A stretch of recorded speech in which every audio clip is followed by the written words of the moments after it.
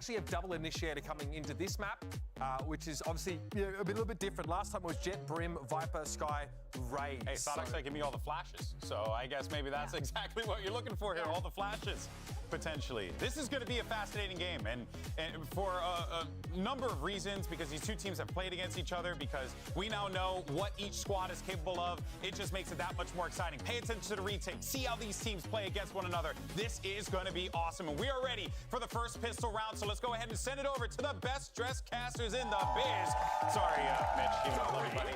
It's Doug and Baby Bay. Thank you so much, Golden Boy. Look, we've got to get right into this. We've got to talk about the comp differences. We've seen this matchup between these two teams. We've seen it on this map with a minor adjustment of the double initiator comp. Dre, give me your thoughts on that. Yeah, I think MyBR, like the whole game plan now, after the last series they played against C9, is to try to deny Oxy from getting anything going early on, getting these first bloods that he gets. And I think that's why we're seeing the KO. They can knife these certain areas, like B-Long, like showers, to get info on where Oxy is playing. No more shenanigans of this Yoru TPing, taking the teleporter, stuff like that, and trying to finesse sites like that. So I think that's the whole point. Now, is that the best choice for them to just change your comp last second? I don't know, because they looked great with the double duelists, but we're gonna get right into things right here. We'll see what sort of scoundrel antics Oxy has up his sleeve this time around. And there's that knife already trying to get info. But it lands too late. They're ahead of it.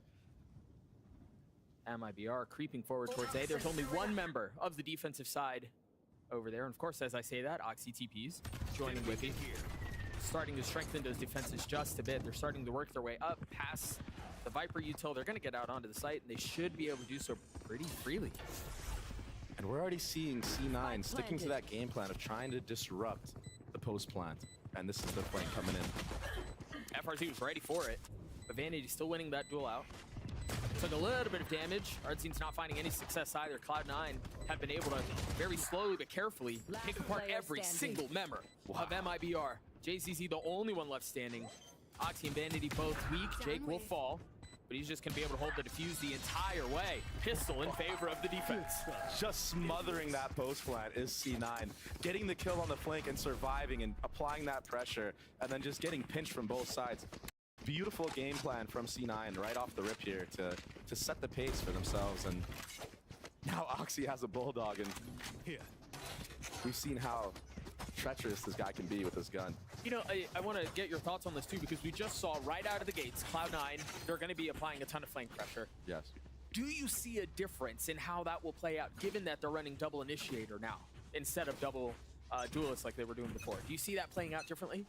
I don't think MIBR expected that fast of aggression. Like you saw the whole idea, right? Getting this knife down and hopefully getting the tag on the Yoru before he pushes down. But C9 just seemed to like understand that, and they're ahead of it already, right? There's Oxy making that Bulldog sing. Very quickly making his way over to his ult. Now 2 points away. You imagine that will be a part of the conversation very soon.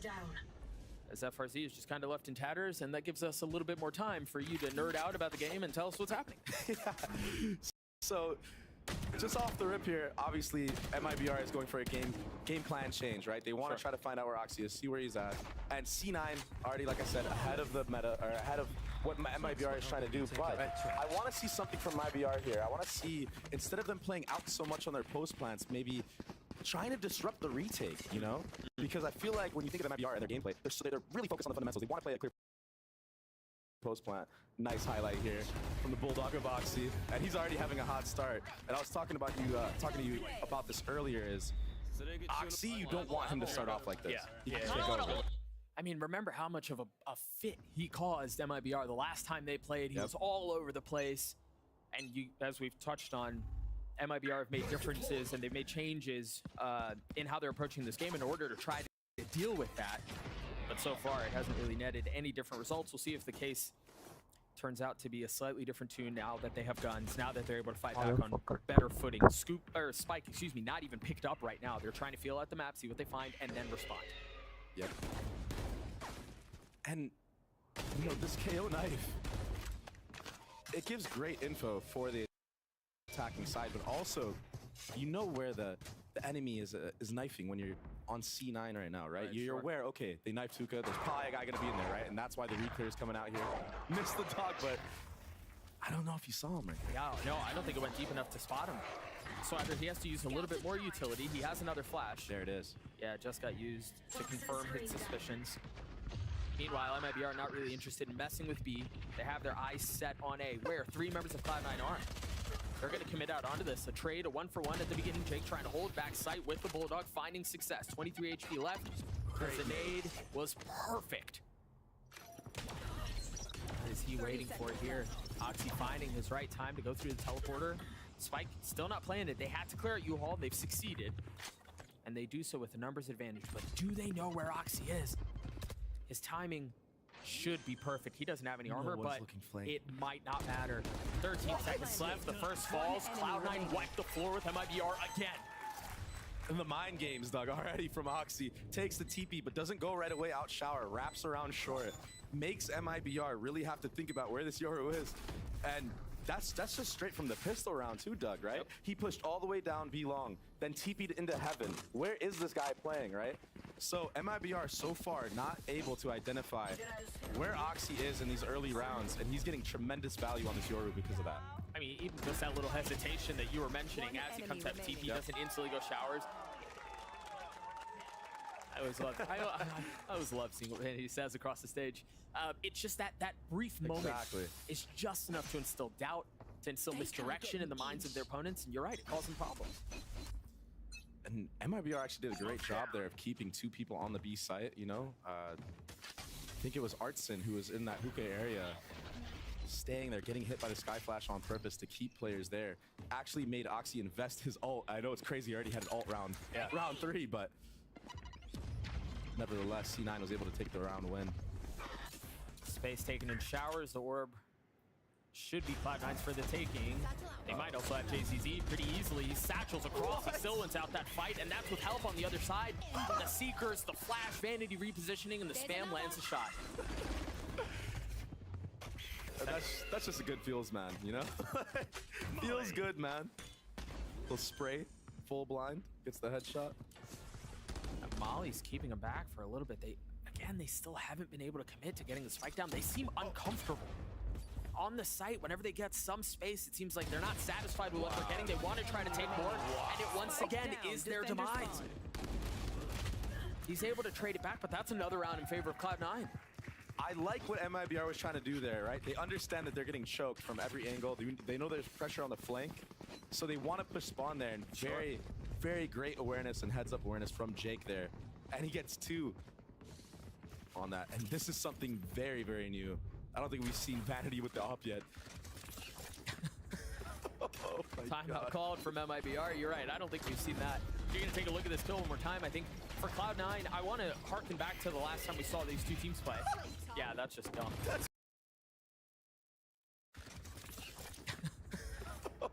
Timeout called from MIBR. You're right. I don't think we've seen that. You're going to take a look at this kill one more time. I think for Cloud9, I want to harken back to the last time we saw these 2 teams play. Yeah, that's just dumb. That's crazy. That's just dumb. The last time they played, if you remember, started off on bind in the series. Both teams thrifted each other, right? At the very beginning of both halves, so it was a much closer affair. This has not been that way at all. The Cloud9 snowball is already rolling. They've got money for days. Vanity was able to buy an op, assuming it's going to go into Oxy's hands, but they already have such a nice padding. Financially, no, we can't watch during the pause. And it all started with that. The funny part is, the people saying watch the clip now are the same exact people that will be complaining when I pull up the clip during the game. And that's why I fuck with y'all. You don't give a fuck. Right? Their set pistol was to go A from the start of the round, and when you're not spread out around the map, you get no info that they're actually. I guarantee you, the same people.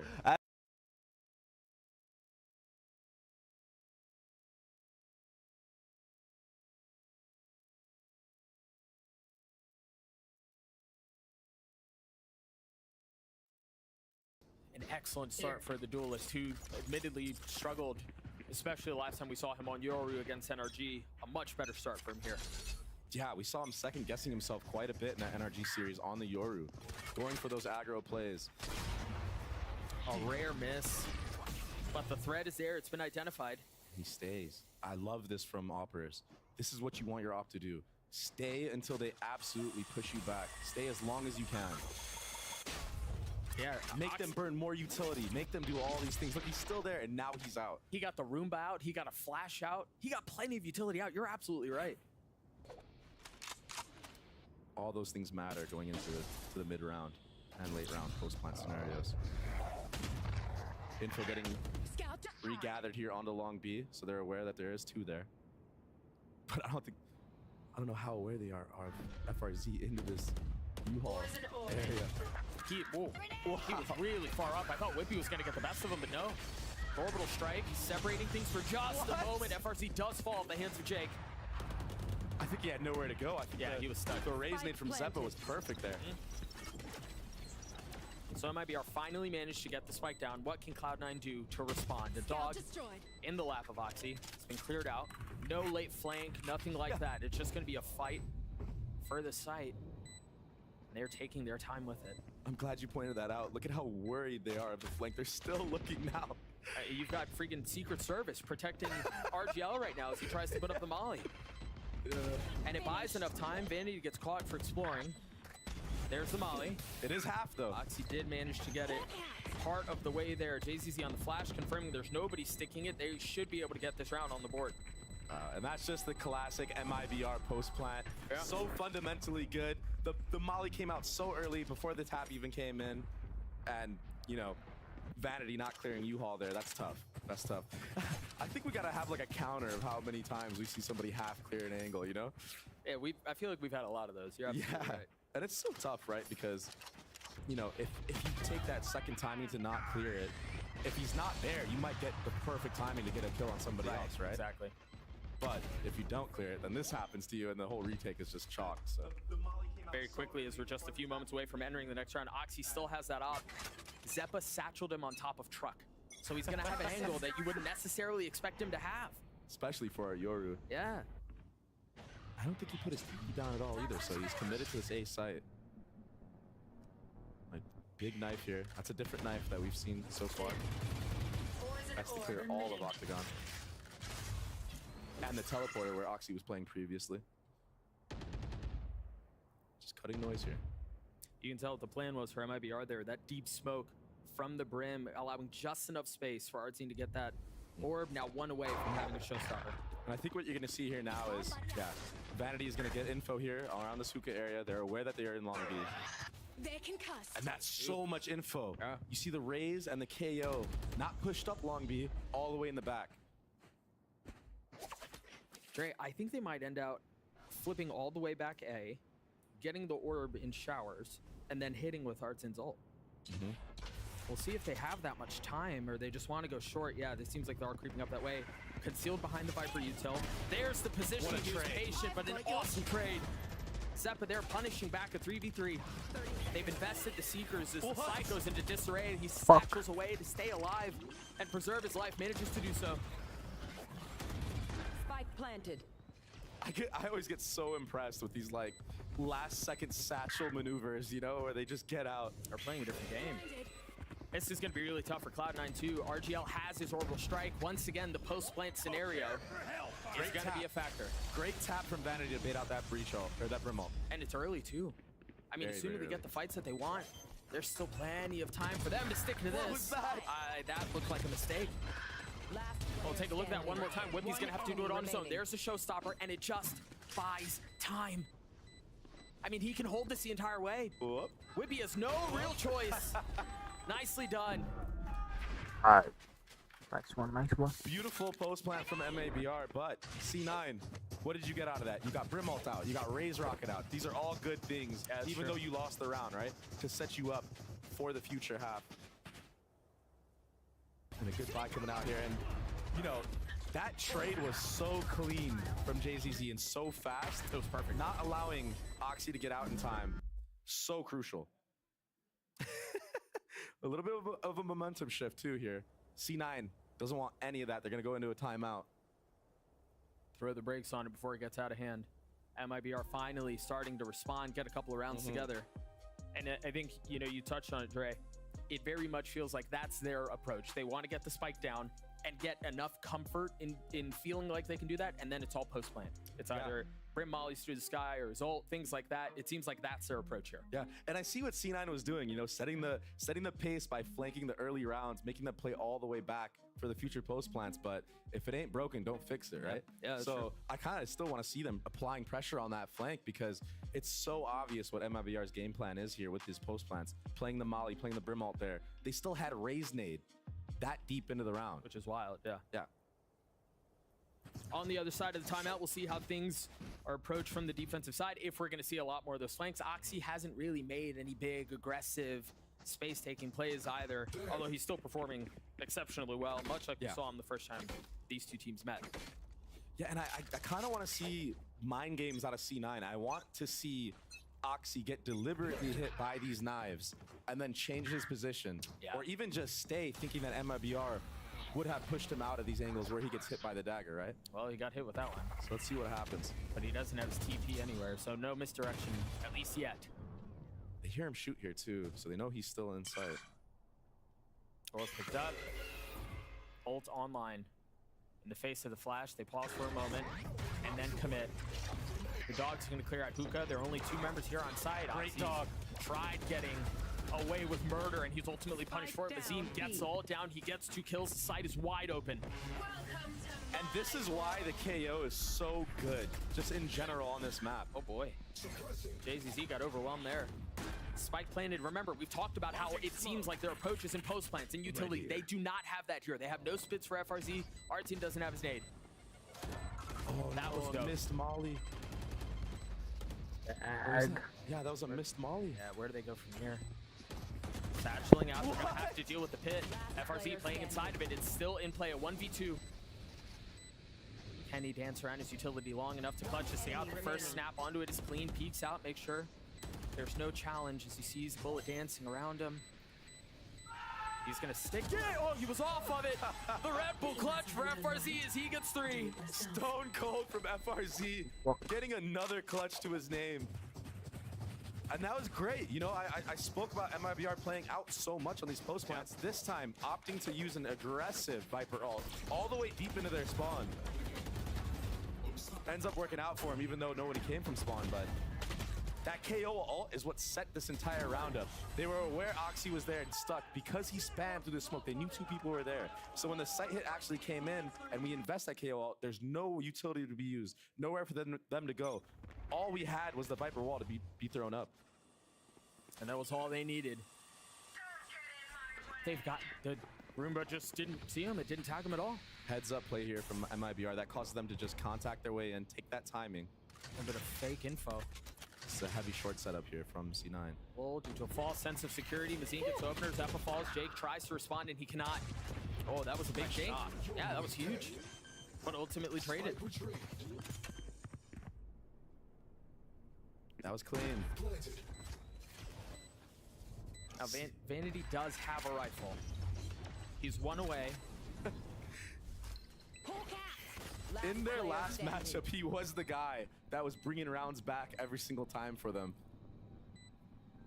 Not this time, though, it appears. And I just want to break down what happened in this round, especially around showers. Checking the smoke, right? Just walking in after util was thrown. Now C9 is aware, okay, these guys like to contact through smokes. You're gonna see somebody stay in that shower smoke now and hold it. Maybe get a punish here and there. Vanity, Seekers online, Zeppa with rocket. No ults too close for the likes of C9 or for the likes of MIBR. No, I mean, it's really just Mazin who's, what, halfway there? A little bit more than halfway? Not really a change of setup from C9 either. Still playing this 2-3 setup. Vanity and Oxy towards the B side of the map. Agate doesn't get any info. No, I mean, they've been here a lot. They've lost Tuka. The spam already coming through, and Vanity gets tagged. Here comes the re-clear. They're not expecting him. Oh, smart. Realizes it's a clone, tries to punish on Oxy, and he gets away. Oh, dancing with death. A lot of info gathered here from MIBR now, though. And you already see the rotation from Jake going back to that A site. Fuck. The dog to re-clear out long. Oh. And it's not going to see anyone. If I'm MIBR here, I'm calling my team back. They just dogged long. Come back, come back. I mean, FRZ's going. He's by himself. I don't know that Mazin's going to get there in time. Wow. Oxy falls. Is there a flash for Vanity? He does have it, but decides he wants to try to get away and survive. He's been surrounded now. And that opens up the blast packs out of hookah. And he got flashed. Wow. What a setup. Vanity not able to get away, not able to survive. Beautiful team play there. Awareness of FRZ, understanding that C9 wanting to go for those flanks. Cloud9 are calling for a save here. They have no interest in trying to get this back, but JZZ is in a position to where he might be able to get one or two more weapons down. You see the financial situation from Cloud9, it's dire. And by the way, he took this Showers area without any utility. Yeah. He just used this dog recently. When we saw him in there earlier, he didn't use anything. He just checked it. So that's a lot of info gathered on the map for MIBR. Yeah, I'm really surprised that MIBR is not pushing a little bit more and trying to get these weapons out, knowing that you have his numbers advantage, knowing where JZZ is on the map. Oh gosh, knife out. Takes the flash, tries to take the fight, and instead it's MIBR who have lost the weapon. It's so awkward for a JZZ right here. I'm really surprised they didn't get away with more there. Just look at how the momentum of this game has changed. C9 starts off strong, right? Sets the pace with these flanks. A second timeout is about to come out here. But MIBR bringing it back after their timeout. And honestly, off of team play, not even heroics. Just good fundamental gameplay. That pop flash off of the blast packs. So clean. Look at me already. And you know, already reacting. Dre, we've talked about this a lot for MIBR. Fundamentally, they're sound, and you know, a critique of theirs has been that you could argue that they're maybe too sound. They're maybe too fundamental. They don't play very loose, but so far, it's those fundamentals that have gotten them back in this game. Yeah, and in their previous matchup, what stopped them was that star power from these players of C9. Like, winning these clutch rounds, Oxy just being an absolute demon in the server. Zeppa, exactly. Getting crazy multi-kills, 3Ks, 4Ks out of nowhere, right?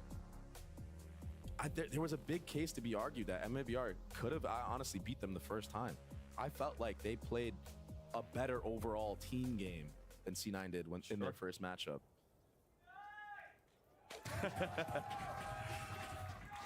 5 rounds in a row for MIBR. Still a very close game, Doug. And what, 3 ults to work with for Cloud9? And let's see what Oxy can do with this Yoru ult. As of late, in that last series, he was getting punished heavily by the likes of NRG. Yeah, we've only seen it once this half, if memory serves me right, and it didn't amount to very much. Yeah, he just tried to get info around the B area, but the hit was on A, so. Look at how much respect they're showing. No early knife from Mazin this round. They're so far back. They're expecting aggression from Cloud9, and it's just not coming. And honestly, that's something that's very common that you see. A lot of teams believe that, you know, after a team pauses, okay, maybe they're gonna do a set play, right? Maybe they're gonna do something aggressive. So you're gonna see a lot of teams default on stuff like this. And this is gonna be a rocket bait setup in Showers. Look at MIBR getting all this info, jiggling corners, dogging up Belong. Sees nothing on the dog. I mean, free real estate. Yeah, both teams are really starving each other of info right now. But RGL, we highlighted him, the Death did at the beginning of the show. He continues to shine. Look for at this this squad. FRZ as well. Cloud9 crumbling. It's so clean from MIBR. What's tough here too is they've gotten all of these kills on A, but the hit was B. The spike was B. Gosh. That's where they wanted to go, but 30 you seconds talk about left. finding success and the rich getting richer. They got kills everywhere. It's so smart, Doug, what their game plan is. They understand that off of the dog Belong, right? That's gonna cause the defenders to maybe want to rotate, maybe move out of their setup that they had on A. You see Oxy starting to move off of a shower angle, gets picked off by somebody holding him, right? That was RGL. FRZ was already pushed up into that U-Haul with his Viper Lurk utility, right? Gets another guy that was rotating from hookah to maybe TP. It just dismantles the entire defense of C9. A hard read from MIBR that round. And that's what it results in a flawless situation. I mean, perfect. And now they're hunting for guns too. Confidence building for MIBR. My fingers. Multiple fingers. 6 rounds in a row, the financial situation for Cloud9 just continues to kind of sputter. They got a couple of Buckies here, a Guardian to work with. And this is, again, we talked about RGL, how good he was. FRZ was finding value on the other side of the map. Vanity got caught. That was as close to a perfect round as you could possibly ask for. And all these kills based off of a reaction from one dog. One dog Belong caused cause Oxy to peek out of shower, move from his spot. When Oxy goes down, now the hookah guy is trying to, or the U-Haul guy is trying to get info again on short A, gets taken down. Just getting suffocated around the entire map. Here's some of the aggression that MIBR were expecting. 3 have just pushed down A short, 2 have stayed. As Jake is going to rotate back B. So they got to know the hit is B here. No real knowledge of what's happening in showers, but a little bit of ruckus made on B, and that should confirm where the hit is. Whippy's up close. He's got to get both, but he can't. Just one found. Ult invested. The flash out as he lands it. On to Vanity, and MIBR again finds success.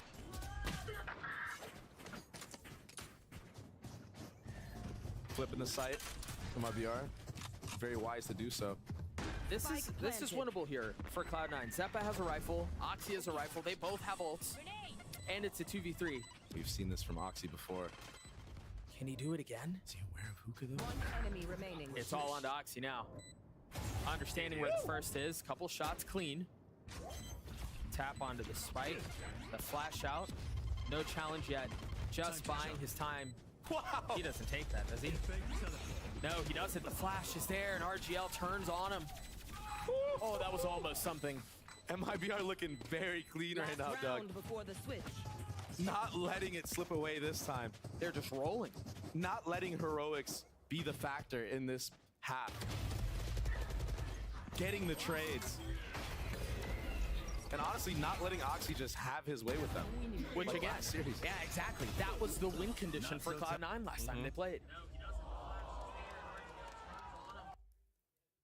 And talk about resilience too, like for the mental. Being down 0-4 off the rip. It's such an important match for your team. Live or die. Yeah. Elimination on the line. You've got to commit. You've got to convert. You've got to do it here. C9 have been sitting on these ults for like the last 4 rounds, but they've been getting so outplayed that they can't even use them. Perhaps a bit more willingness to invest those here. Mazine gets the ult again. I feel like they've just farmed this orb all half.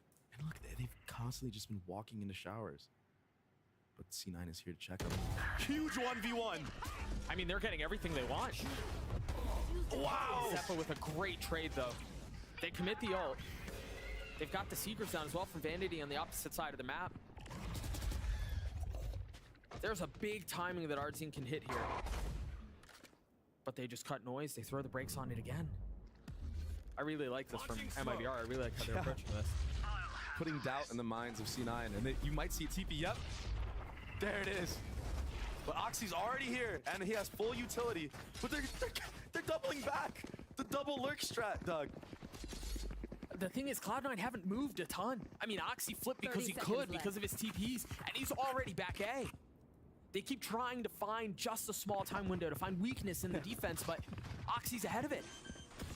Now they're going to commit. All the ults have been used. The flash is great. Zeppa's on the swing. The spike does not go down as he gets 3. Mazine left alone, a nade at his feet, and the round in favor of Cloud9. And MIBR cooking a little too much right there. I respect it, you know. You're playing bind. You want to use the TPs. Yeah, for sure. You gotta have a round where you do the around the world. Yeah. You know? Yeah. You gotta have that. At least one of the rounds. Switching sides. And take a look at that one more time. I mean, they were intent on trying to get around Oxy, and the approach was great. Man, and the KO ult just a second too late. Yeah. Zeppa cleaning things up off of that flash. It was a beautiful setup from Cloud9, and a really important one given they had lost 7 rounds in a row. They were struggling to get back in the saddle and start to find some success. Valorant is just so crazy that the timeline is 4 rounds to 7 rounds back to back. Oh, you know, we talk often about how difficult it is to win rematches. We're actually going to take a listen from Ardzine and why he thinks MIBR will win this rematch and advance the play-ins. Com certeza, eu tô muito animado pro jogo contra a Cloud9, porque a gente tá querendo aí uma revanche. A gente deixou muito a desejar no jogo contra ele, né, na MD3. Mas agora a gente tá com esse gostinho assim de revanche e com certeza a gente vai mostrar um resultado diferente do que a gente mostrou na primeira série. So he said that. Oh, Dre, he's keeping up to his word. He said it was going to be different. He understands that they underperformed the last time they played. This has been a very very different song. And he's somebody who I think is going to develop into a great duelist for this team and in the league in general. Yeah. I think that MIBR last season lacked a star player, like an X Factor player, when Heat, was ultimately benched from the roster. Sure. And now they have somebody who I see that they believe in him. Like, they let him overheat. And for a rookie to overheat like that, yeah, you're going to get punished a lot, but it's a good sign that he has the confidence to try to make those plays. And with more time and experience, he'll just get better and better at it. Yeah, it's been fun to listen to you watch his gameplay and go like, yeah, I love this style. It feels a lot like you in a lot of ways. Yeah, he's just fearless, even if he's getting punished. I like that he's testing those boundaries and seeing how much he can get away with before getting punished. And I think that just with more experience, like I said, he'll know when the right moments are to overheat. And ultimately, I mean, if you're building a team, if you're putting together a roster that is so fundamentally sound, you want that on your team, right? You want somebody who can be that spark. And yeah, maybe it doesn't always work out, but someone who's willing to try to make a play. Is that fair to say? Yeah, exactly. Because when you think about all these duelists you're going up against in the league, like even Oxy, the likes of Oxy, who Demon One said is the worst duelist, right? It's like the level of duelist is so high, that you need to have somebody like that can just get you these 4Ks. And he's had a great half so far. Still plenty of Valorant to play, though. Cloud9 kept it competitive at the end. They managed to stay within 2, and this pistol could really evaporate that 7-round lead. Or streak, excuse me, that MIBR put together. The opener in favor of Oxy. Mazine's already down. Wow. Good reaction from C9, getting the first blood, and they had sight, but they heard 2 people through the TP, and they take a counter TP themselves, but now they're just stuck. Yeah, they had to take a step back because of the molly from RGL. How is Seppa in? Oh, we're here again, are we? In spawn right now. We're back to this. I mean, they just hold, they freeze, and they let Zeppa do what he can. Surprise. No way! Yeah, RGL continues to be a rock for this team. That is so unfortunate for Zeppa. He had the play, he had the timing. All right, now look at this. If they creep up A, you've still got 2 members from MIBR who are behind you. Surely you're not expecting that. Of course, as I say that, Vanity turns around and cleans up Arts in. Expecting a second. He saw the foot! 30 seconds left. Nobody expects the double flank. RGL again. 3 bullets left. It's not going to work. A 2v2 and the spike is trapped. They're going to try to flip the map. They succeed. They've gotten out. And they better commit this time. Surely we jump through. Yes. I mean, 13 seconds left. You don't have a choice. 10 seconds left. Any util to think about. JCC is his dog, but he tries to flood out. He tries to take matters into his own hands, and he succeeds with it, Jake. And here comes the dog. Has 1 HP. 1 HP. First dog kill. 1 HP. Almost. Not able to land the shots. It was way too much for him to deal with there. That pistol's huge, man. And C9 there. I don't know if they got delayed by a molly. I wasn't able to see, but out of showers? You gotta think maybe they should have fully committed onto that. Well, it was RGL's molly. So he did molly them off. Yeah, right, he had never left A. I didn't catch that. Yeah, he had never left A, and as soon as the TP went off, he repositioned and dropped it. There was no way for them to get out. Great job from RGL in that entire round. Killing the flank. Beautiful flick and clean shots. Delaying the showers TP. Sets up the entire retake for them. Whoa, multiple different retakes, right? Yeah. 3 retakes that round. Retake on B, retake on A. Now, we've seen this out of Cloud9 a lot. So far in this kickoff tournament, they're forcing, after losing a pistol, this situation no different. They've got Stingers, they've got Spectres, they've got a little bit of everything. And if I'm MIBR, I'm definitely reading into this. And that's why you see the Viper Molly out there. Yeah. Huge. Perfect anti-eco, anti-buy, honestly, from MIBR. A lot of teams opting to buy, like you said, and usually they go through hookah. Get those close range fights. Room of finding a little something. Very smart of Oxy to break that with his classic. Might put doubt into the minds of MIBR if this is a buy or not. Toxins going up. They haven't shown much, but they also haven't really taken much. The only real space they had was showers, and then Oxy had to give it back. Dagger should be coming back online here for this hit. I think it'll in 15 seconds. Won't be here in time, but Info will be here in time though. And great again, KO Molly. They're doing such a good job of keeping him back with utility. The KO Molly, the Brim Molly from the previous round. MIBR just not allowing anything through. Wow. I don't know how Whippy gets some of these kills with the crosshair he has. I gotta be honest, man. It works for him. But you're 100% correct, though.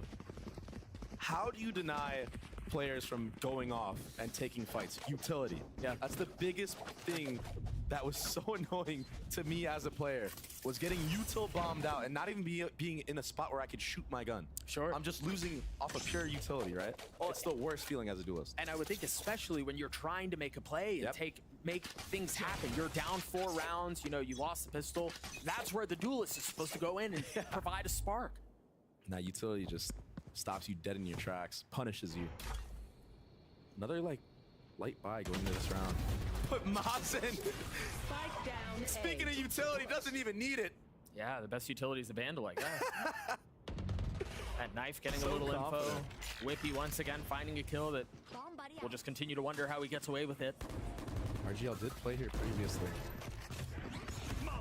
The Molly's a little late this time, but Artine is not. That's what we were talking about. You know, Oxy wants to make these plays, needs to make them, honestly. But MIBR just more aware this time around. He's in the smoke. Do they know he's there? RGL falls. This is a crucial round for MIBR. For not just confidence when they're up numbers, but for how their previous matchup went. One enemy They remaining. want to try to put Cloud9 away. Spike Don't afford down A. really any window, or any opportunity to get back into this thing. That's now 5-round lead for MIBR. It felt like this was going to happen earlier. Like, I thought this is where we were going to be, but in the first half, MIBR still managed to reestablish control. And this is the danger. Oh, let's see this replay real quick. Oh, he didn't even The see second one Vanity. is free, yeah. Yeah, he could have gotten 3 kills right there, honestly. But this is where you see that force buy coming in to honestly be really disastrous for C9, because already 10 rounds on the board for MIBR. And this first gun round, Oxy doesn't even have a Vandal. Look at how aggressive they're going down long. Vanity's caught. He has nowhere to go. But he might be okay with it as he gets 2. I have the spike. What the fuck? What a stand. But can FRZ do a bit of the same on the opposite side of the map? Seeker's used. JZZ trying to do his best to clear him out. Is he going to commit to this flank? Picks up the Vandal. Yeah, he scoops up a weapon. He is going to go the conventional way. Meanwhile, Cloud9 have taken U-Haul. They're concerned about what's happening behind him. You've got Whippy, who's making sure there's not a late flank as the dog clears out showers. Here's the doors open up. Should be the info. But there is one on the flank, but where? They've got to do something to get him out of U-Haul. No real post-plant. Whippy has a spit, but again, I don't think it's going to matter. Whippy with, or excuse me, Vanity with 3 on the round. FRZ left alone. Maybe finds a way to play around his utility, but again, he's heavily outnumbered and outgunned. Here, Oxy's just going to take care of it up close and personal as they finally get another round. And you are 100% correct. MIBR there needed to at least either take short A control or take the U-Haul control. Very smart of C9 to spread out onto that post plant, giving them showers control, holding the flank, controlling 2 areas of the map in the post plant. Which makes it so hard for the defending team to retake. So hard. Also, to go back to what we were talking about previously, heroics from Cloud9. Who It the captured them fuck? the game, it won them the series. Last time they played, Vanity's 2K there. I mean, without it, they probably don't get that round. And honestly, Cloud9. in that replay, you know, usually we hear a lot of hype out of C9, a Might lot of be energy. losing today. Right now, a little bit lacking in that department. Our team takes a dry challenge. Across short, there was no knife over the top or flash or anything. Maybe cooking a little bit too much. They wanted to take some space, and it seemed like it was going to be, what, a really delayed crunch through sand and short, but it doesn't pay off. And honestly, if I was teams prepping against C9 now, I would understand that if I'm not seeing Vanity use his Sky utility somewhere early on, that he's somewhere holding the flank from spawn. I mean, we've seen this on other maps as well, not just this one. Something to read into for these teams moving forward. Even with the numbers advantage they have, though. Like, he's still in spawn right now. Yeah, exactly. Let's see, putting doubt in the minds of MIBR, but at this point, when you're down 3v5, you just want to gamble, stack the site. Get the save in if they hit the other site. They've spotted one. Nothing really to Great follow info. up, but the second there, he could TP out or he could stay. Decides to go back showers, and they're going to flip the map, but what do MIBR do in response? They stay. Yeah. Give me your thoughts on this really quickly. A 5v3, you rather flip the map or just play your numbers? I would definitely, I think they made the right choice here, right? Oxy got all the info. You know everyone's on A. You already had 3 people towards B that can beat the rotate. A lot of people would be surprised at how fast you can beat the rotate on any map, really, if you get the correct info. Like even if from the moment Oxy had seen them with his ult, even if they decided to run, you can already beat the rotations if you're leaned, right? That 2-second timing, 3-second timing that they're sitting there debating if Oxy's gonna go for a crazy play, you know? That's just enough, yeah. It's enough time to take the site, so very, very good calling from Vanity and Lexus C9. And honestly, I like what MIBR did here too, right? They went down 2 people very early on. And you have to gamble stack, and maybe if Oxy had not had Yoru ult, maybe they have a chance at bringing that round back, but this allows them to get a save in. They tried. They might make the other 2 weapons carry over. Yeah, they bring those over. So there's going to be enough to put something together. But a big response from Cloud9. Just when it felt like it was going to get out of reach, they respond. And in a very funny fashion too, right? We're talking about how C9 is the ones that were trying to make all the plays, and now they just slow the whole game down. Wait for MIBR to make the mistakes. I mean, down to a crawl. Yep. And they were right. They read it perfectly. MIBR were the ones who messed up. And it keeps it competitive. It keeps them within 3.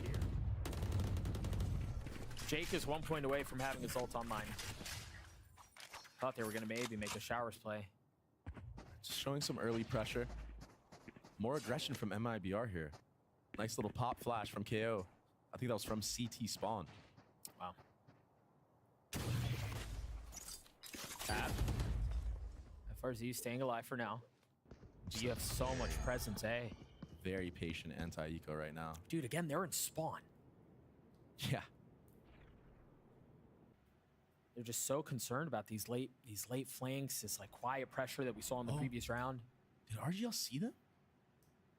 No pings on the minimap, but maybe. Is there a flash for JZZ? No. Beautiful molly. That's gonna keep them back. But can they fight through it? Oxy on the swing.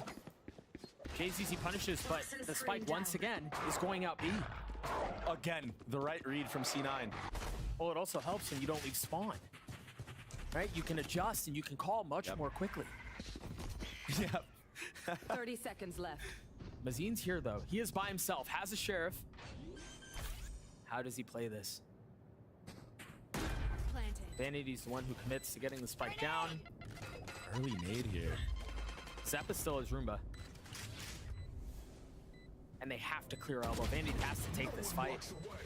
They invest the ultimate.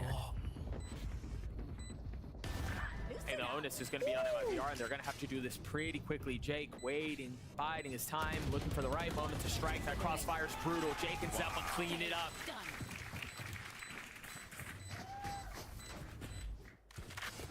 You're going to think now, if you're the likes of MIBR, should I have just saved that KO ult for a future retake? Maybe a more even one where we had a full buy and better positioning, perhaps.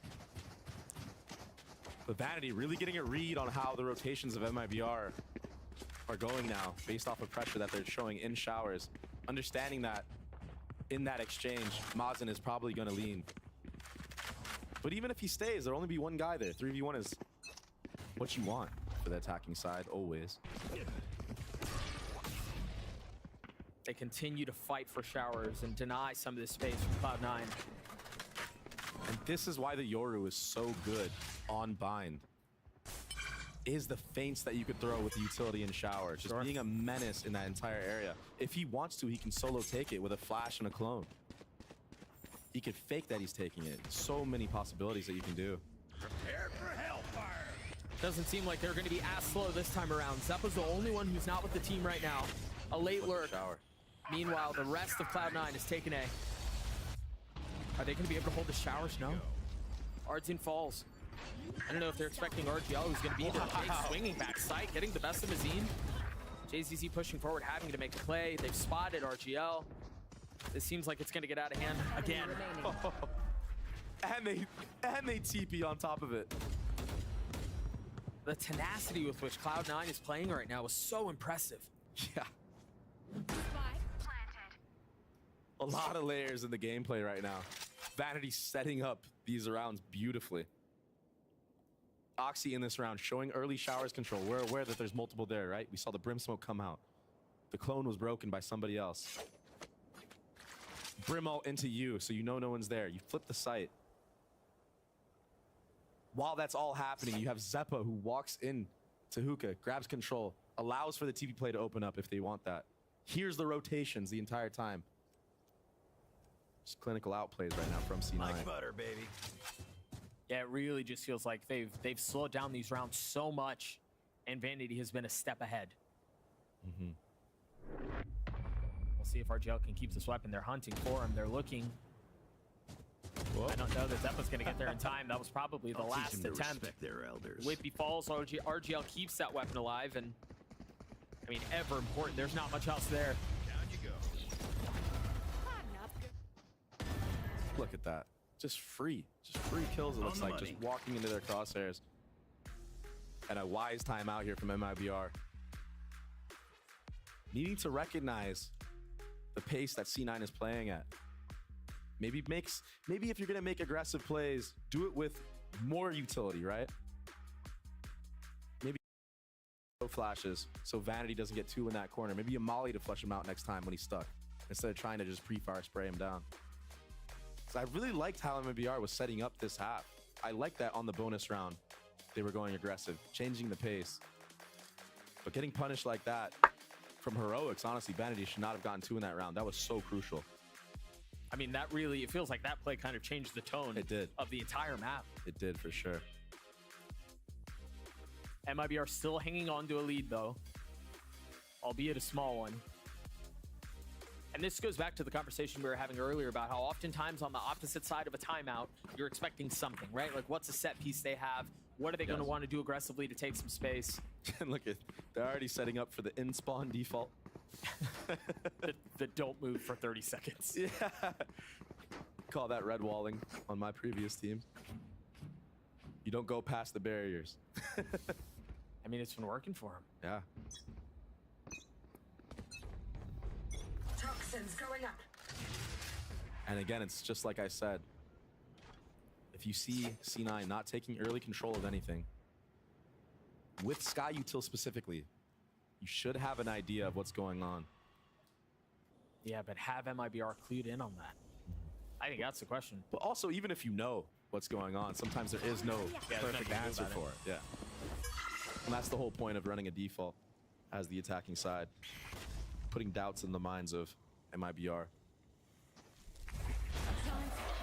Scout destroyed.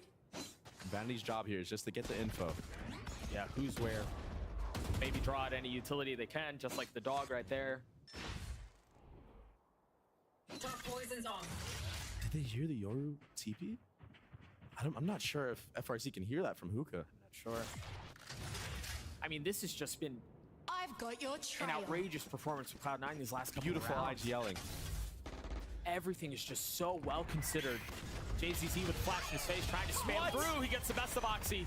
But the rocket in his face, he's not able to survive any longer. 30 seconds left.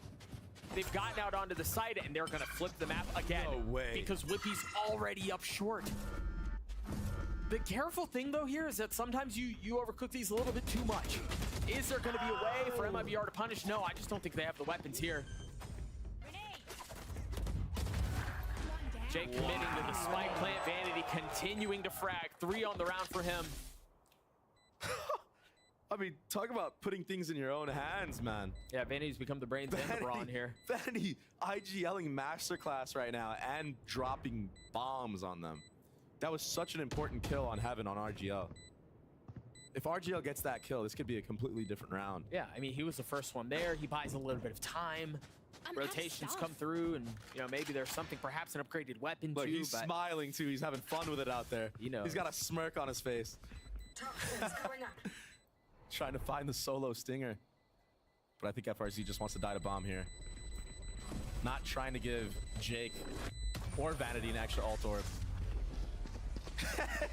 This is so reminiscent of their first time playing each other. Just really going is. blow for blow.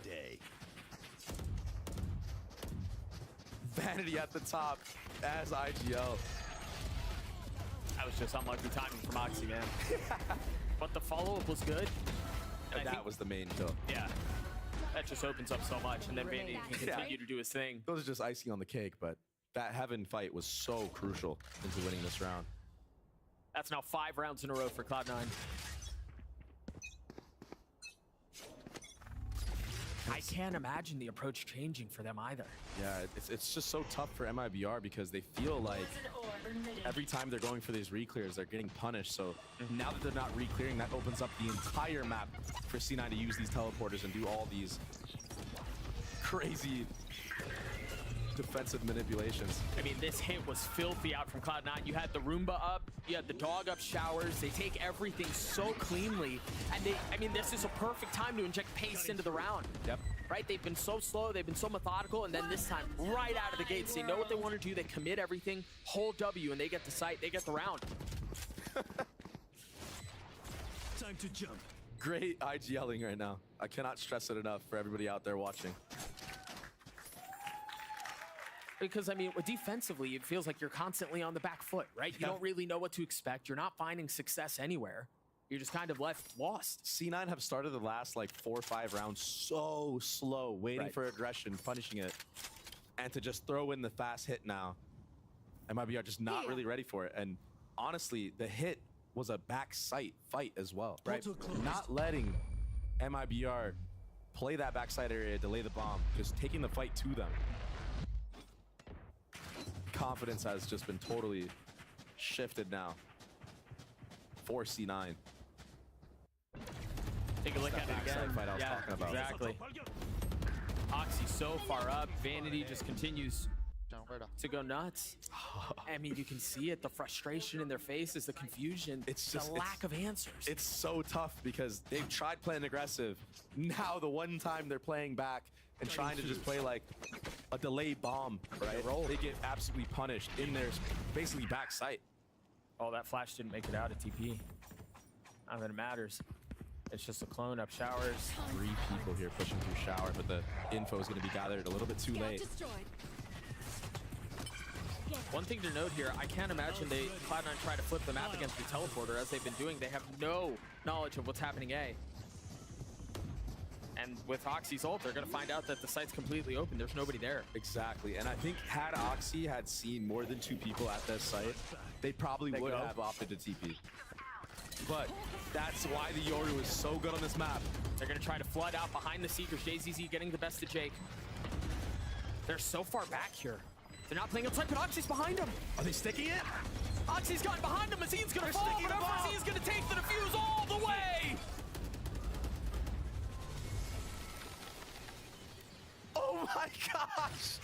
And that's the round MIBR win? I mean, it doesn't have to be pretty, I guess. The economy is still in shambles though for MIBR, even though they got that ninja defuse. It was just so far back. And honestly, up until this moment, C9 has been so on point. Yeah. With not letting anything slip. Hit them when they're not looking. Even on A site previously, tapping the bomb and waiting for the pushes through smokes. But this time, just not aware that MIBR was going for the Hail Mary.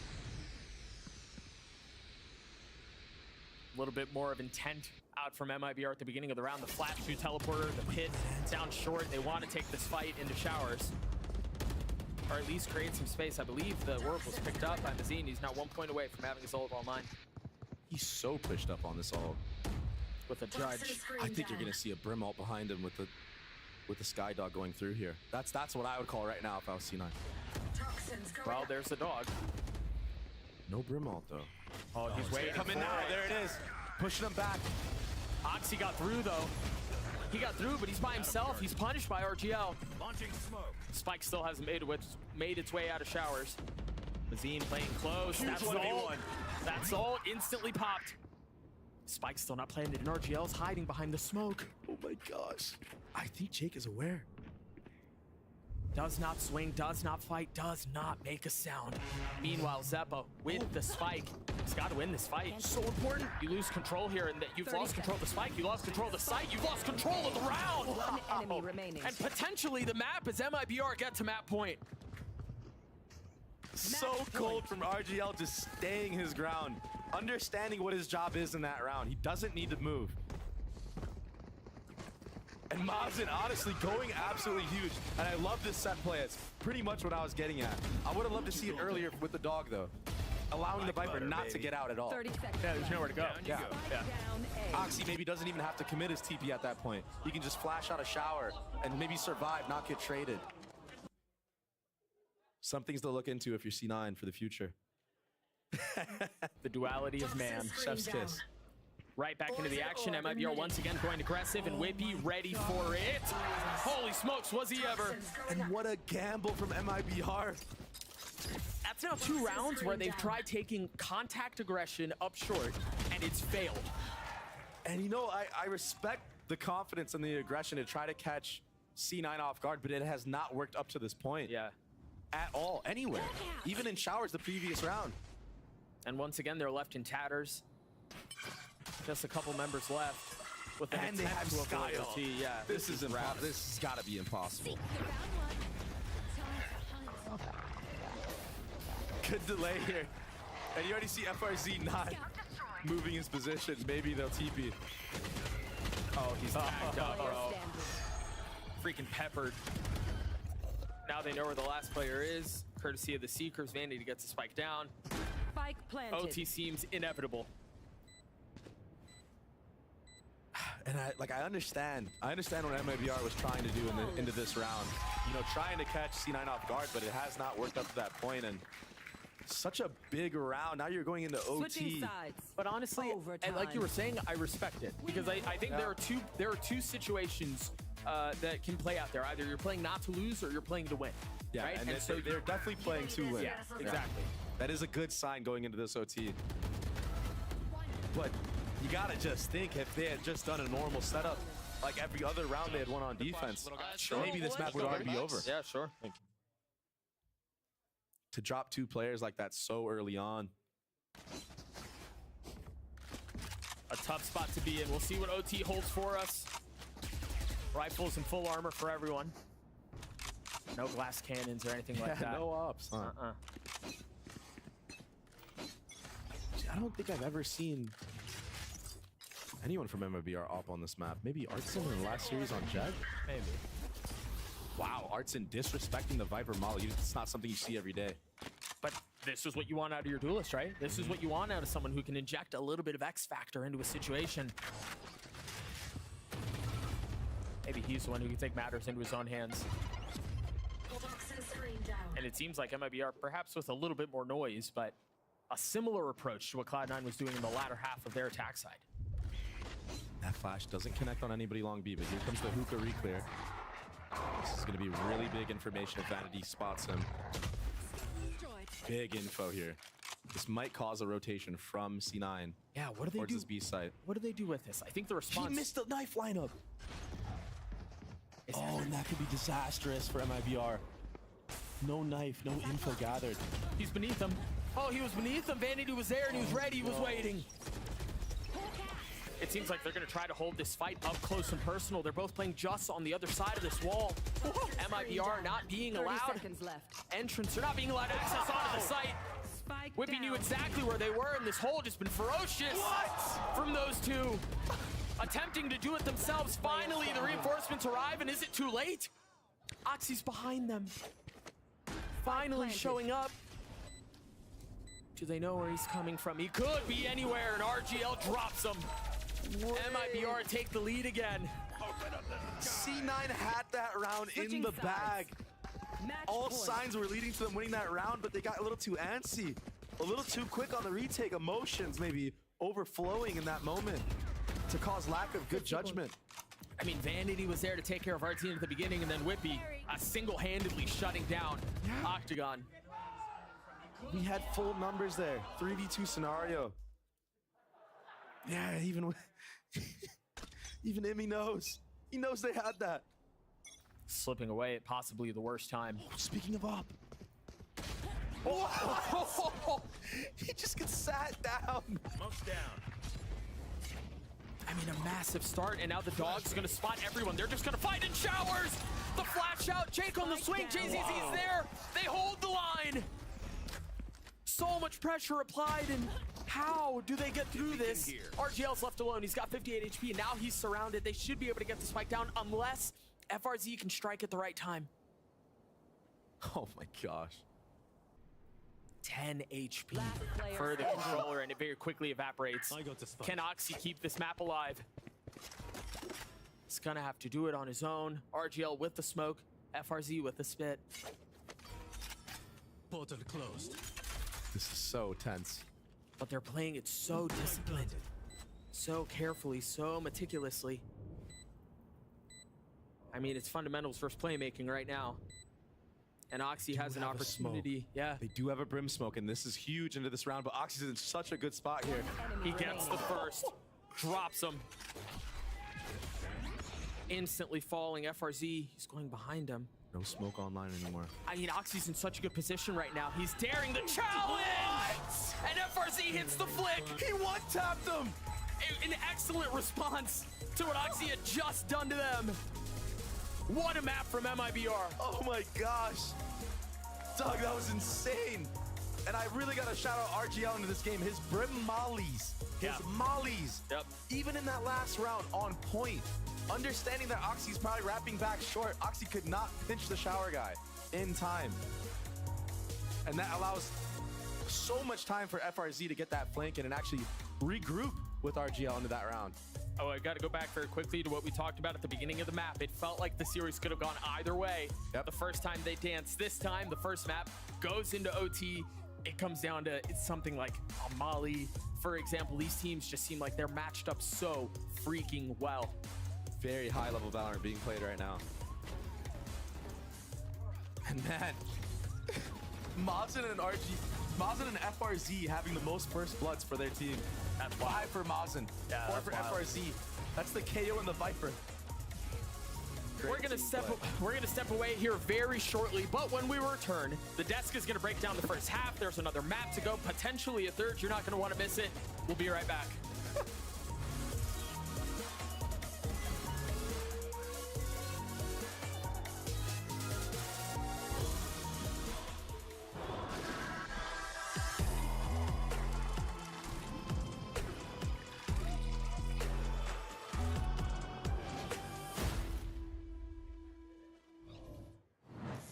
Rachel, you okay? No.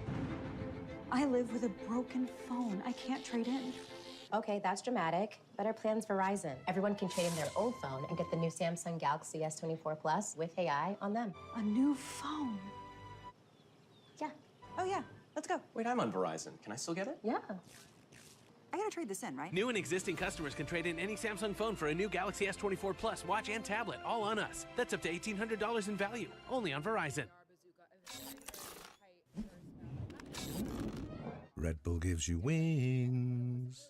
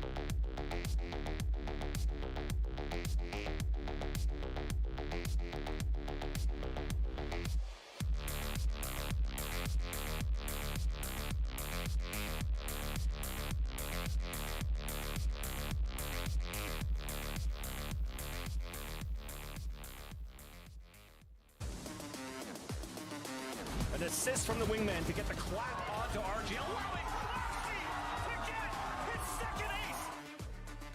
Abriu, gastou o dash, tira a cara, Artizin vai pra cima! Meu Deus, Artizin!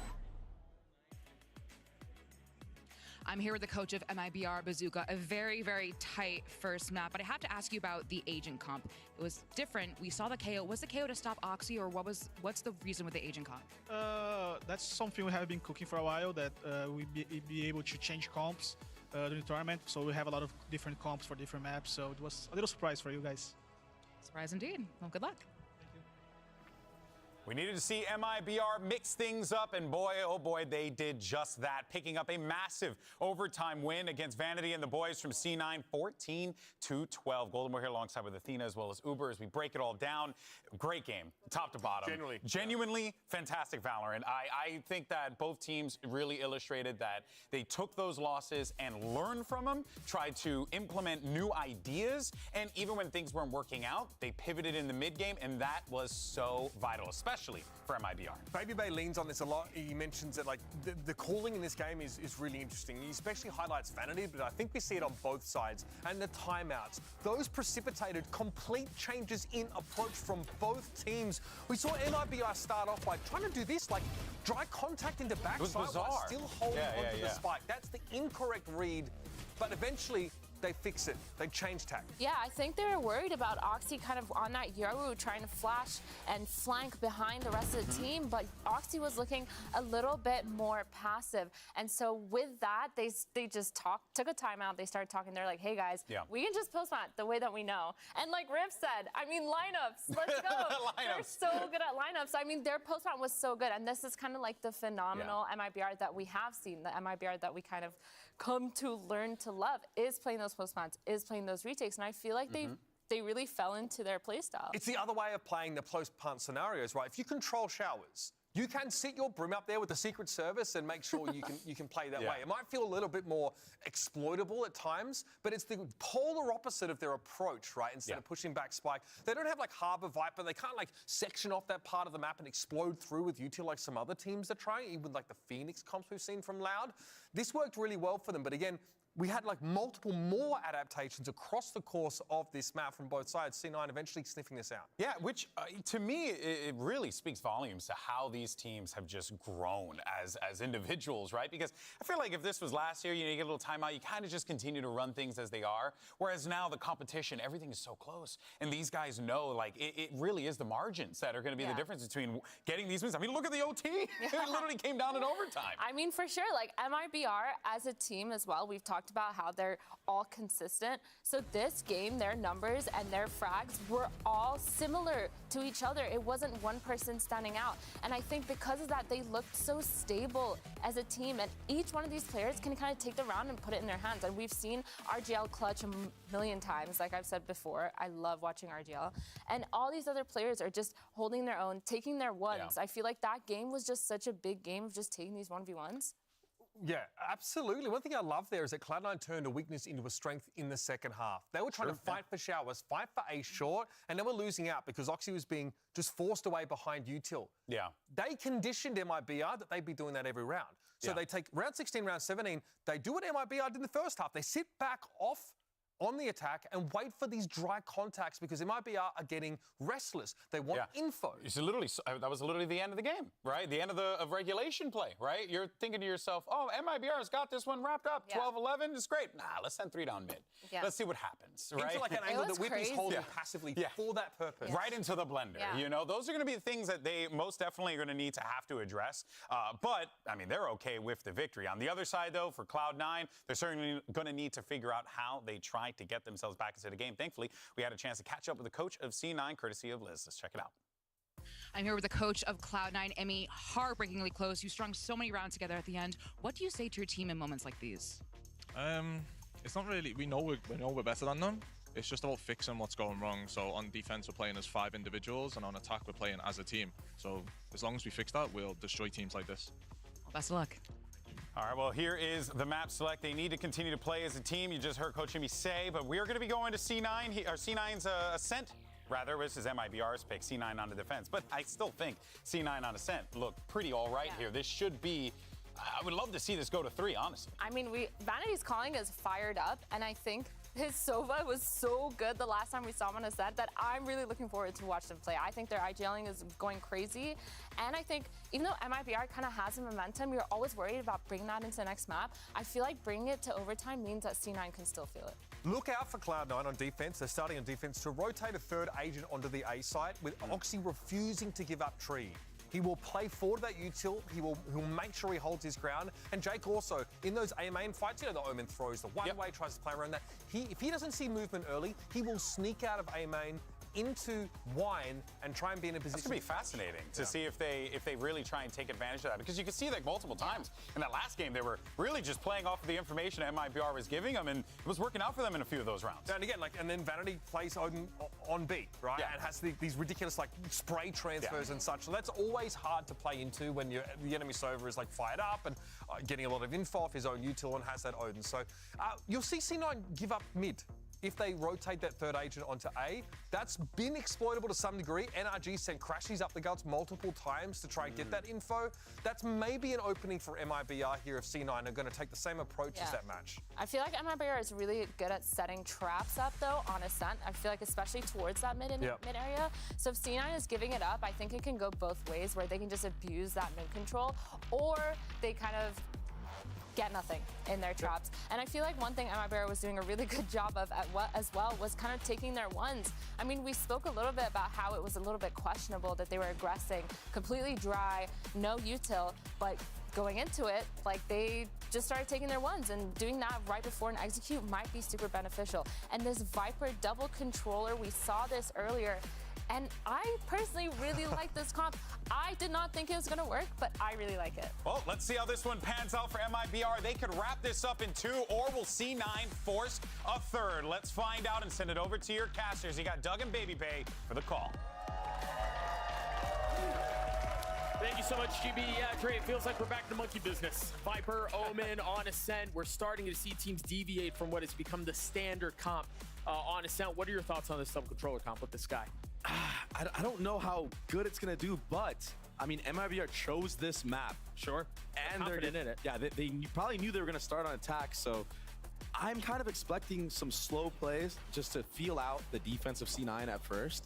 But C9, we saw they're very good at this map. They're very comfortable on Ascent. Took energy to the distance. Granted, it was a mirror matchup, but I do believe that C9 have played double controller on this map before, so maybe they'll have a lot of experience and know what to do against it. MIBR on the attack side, as you mentioned, we're going to see what this double controller comp has in store for us. So far, not very much as far as pace goes. Seemed like they were waiting for Vanity's util to come through. Now confirming that that's not the case. They've gotten past the shock. The dart still hasn't been invested. Oxy taking a little bit of decay. Stays alive for now, but it's just not much to really get out. It feels a little labored. We've seen this Omen flash before from NRG. Yes, we have. Vanity playing backside with the classic overwhelmed and outnumbered. Wow. The timing might be good here for Oxy. Just barely missing that window, but applying pressure anyway. RGL holding down main. They can't expect him there, but he's got to be cleared. RGL with 2, the third falls as MIBR get their first. RGL is such a beast lately on this roster, I swear. He's been nuts. Yeah, this entire tournament, he's been an absolute standing point for MIBR. And, you know, when it comes to pistol rounds like that, it's like, there's always a talk between the coaches and the players, oh, maybe we just run the same pistol again, you know? Yeah, sure. Very similar pistol to NRG. Maybe they won't expect it back to back, you know? And these are the little mind games that are being played between teams and strategies like that. But here, MIBR, not second guessing that at all. Omen flashing already into the back site. That's a hard read though. That's problems, I think, for the side of C9. The dog pushing forward, sectioning off a couple layers of the site. Jake playing on the other side of the door. They've managed to dodge all of the util, but I think Jake has suspicions. That's on somebody purpose, is too. Oxy's on forward. What? He just dashed into his face to take the fight with a classic. And he 2-tapped him. Just so confident. But can Cloud9 convert this into a round win? And RGL understands that Oxy isn't on the flank anymore. Still a little bit wary, but doesn't see him yet. What a flash. It's so perfect. Mazine has to take a step back. Oh my God. Forced to wait on the other side. He has to push out through the smoke, and Cloud9 was there to greet him. And this is all off the back of Oxy getting that kill. That was so crucial. Gun here. I think there were two things there that ended up being the problem. Yes, number one, Oxy getting that aggressive dash forward to get the kill, and then also they smoked RGL off of the site. Yep. They refreshed their smoke so early on main, he couldn't get involved, and when he did get involved, the round was over. Hey, you see him pushing out finally just to see that he's being triple faced. And for a team that is known for their fundamentals, MIBR getting ecoed by C9. That is not what you want whatsoever, especially on attack ascent. Yep. That second round after you win pistol is so important into snowballing this map.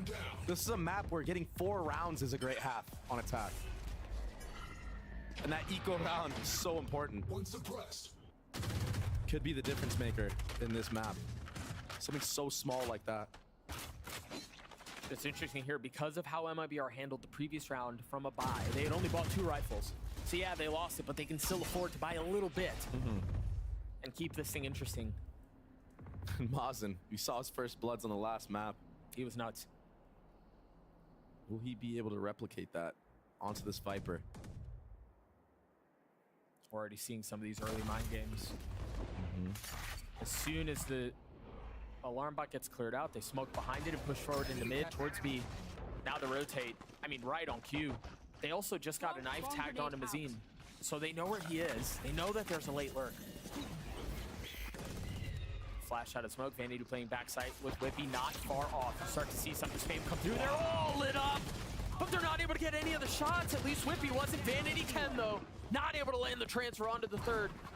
Mazine and FRZ have both upgraded weapons, but Cloud9 have numbers, and it's just FRZ by himself. Wait a second. Can he keep them back on his own? He's trying. The spam is there, and just in the nick of time, it runs dry. Runs out of ammo. Now Mazine has to do it on his own. The dink onto Jake is not enough. So rare that you see a team so comfortable just giving all of B main, giving all of both, market, and playing for that back site. It seems like C9 is just so comfortable in this position. Understanding that Zeppa will be there with the flashes from spawn. And it's honestly really hard to punish, especially when you have Omen smokes coming out to help the people back site. Yeah. Those flashes over the top. You know they're there, but what can you really do about it? Might have a little tiles crunch here. Flash shot, no, it's actually just setting up for Oxy to hold the line with the op.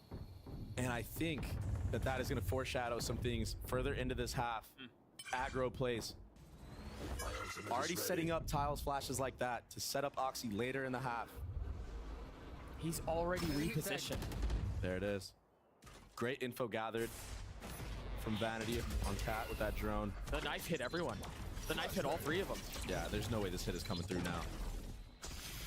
MIBR understanding that. They need to slow down. Lurk smoke to get out. But noise being made that they left wine. I don't like that.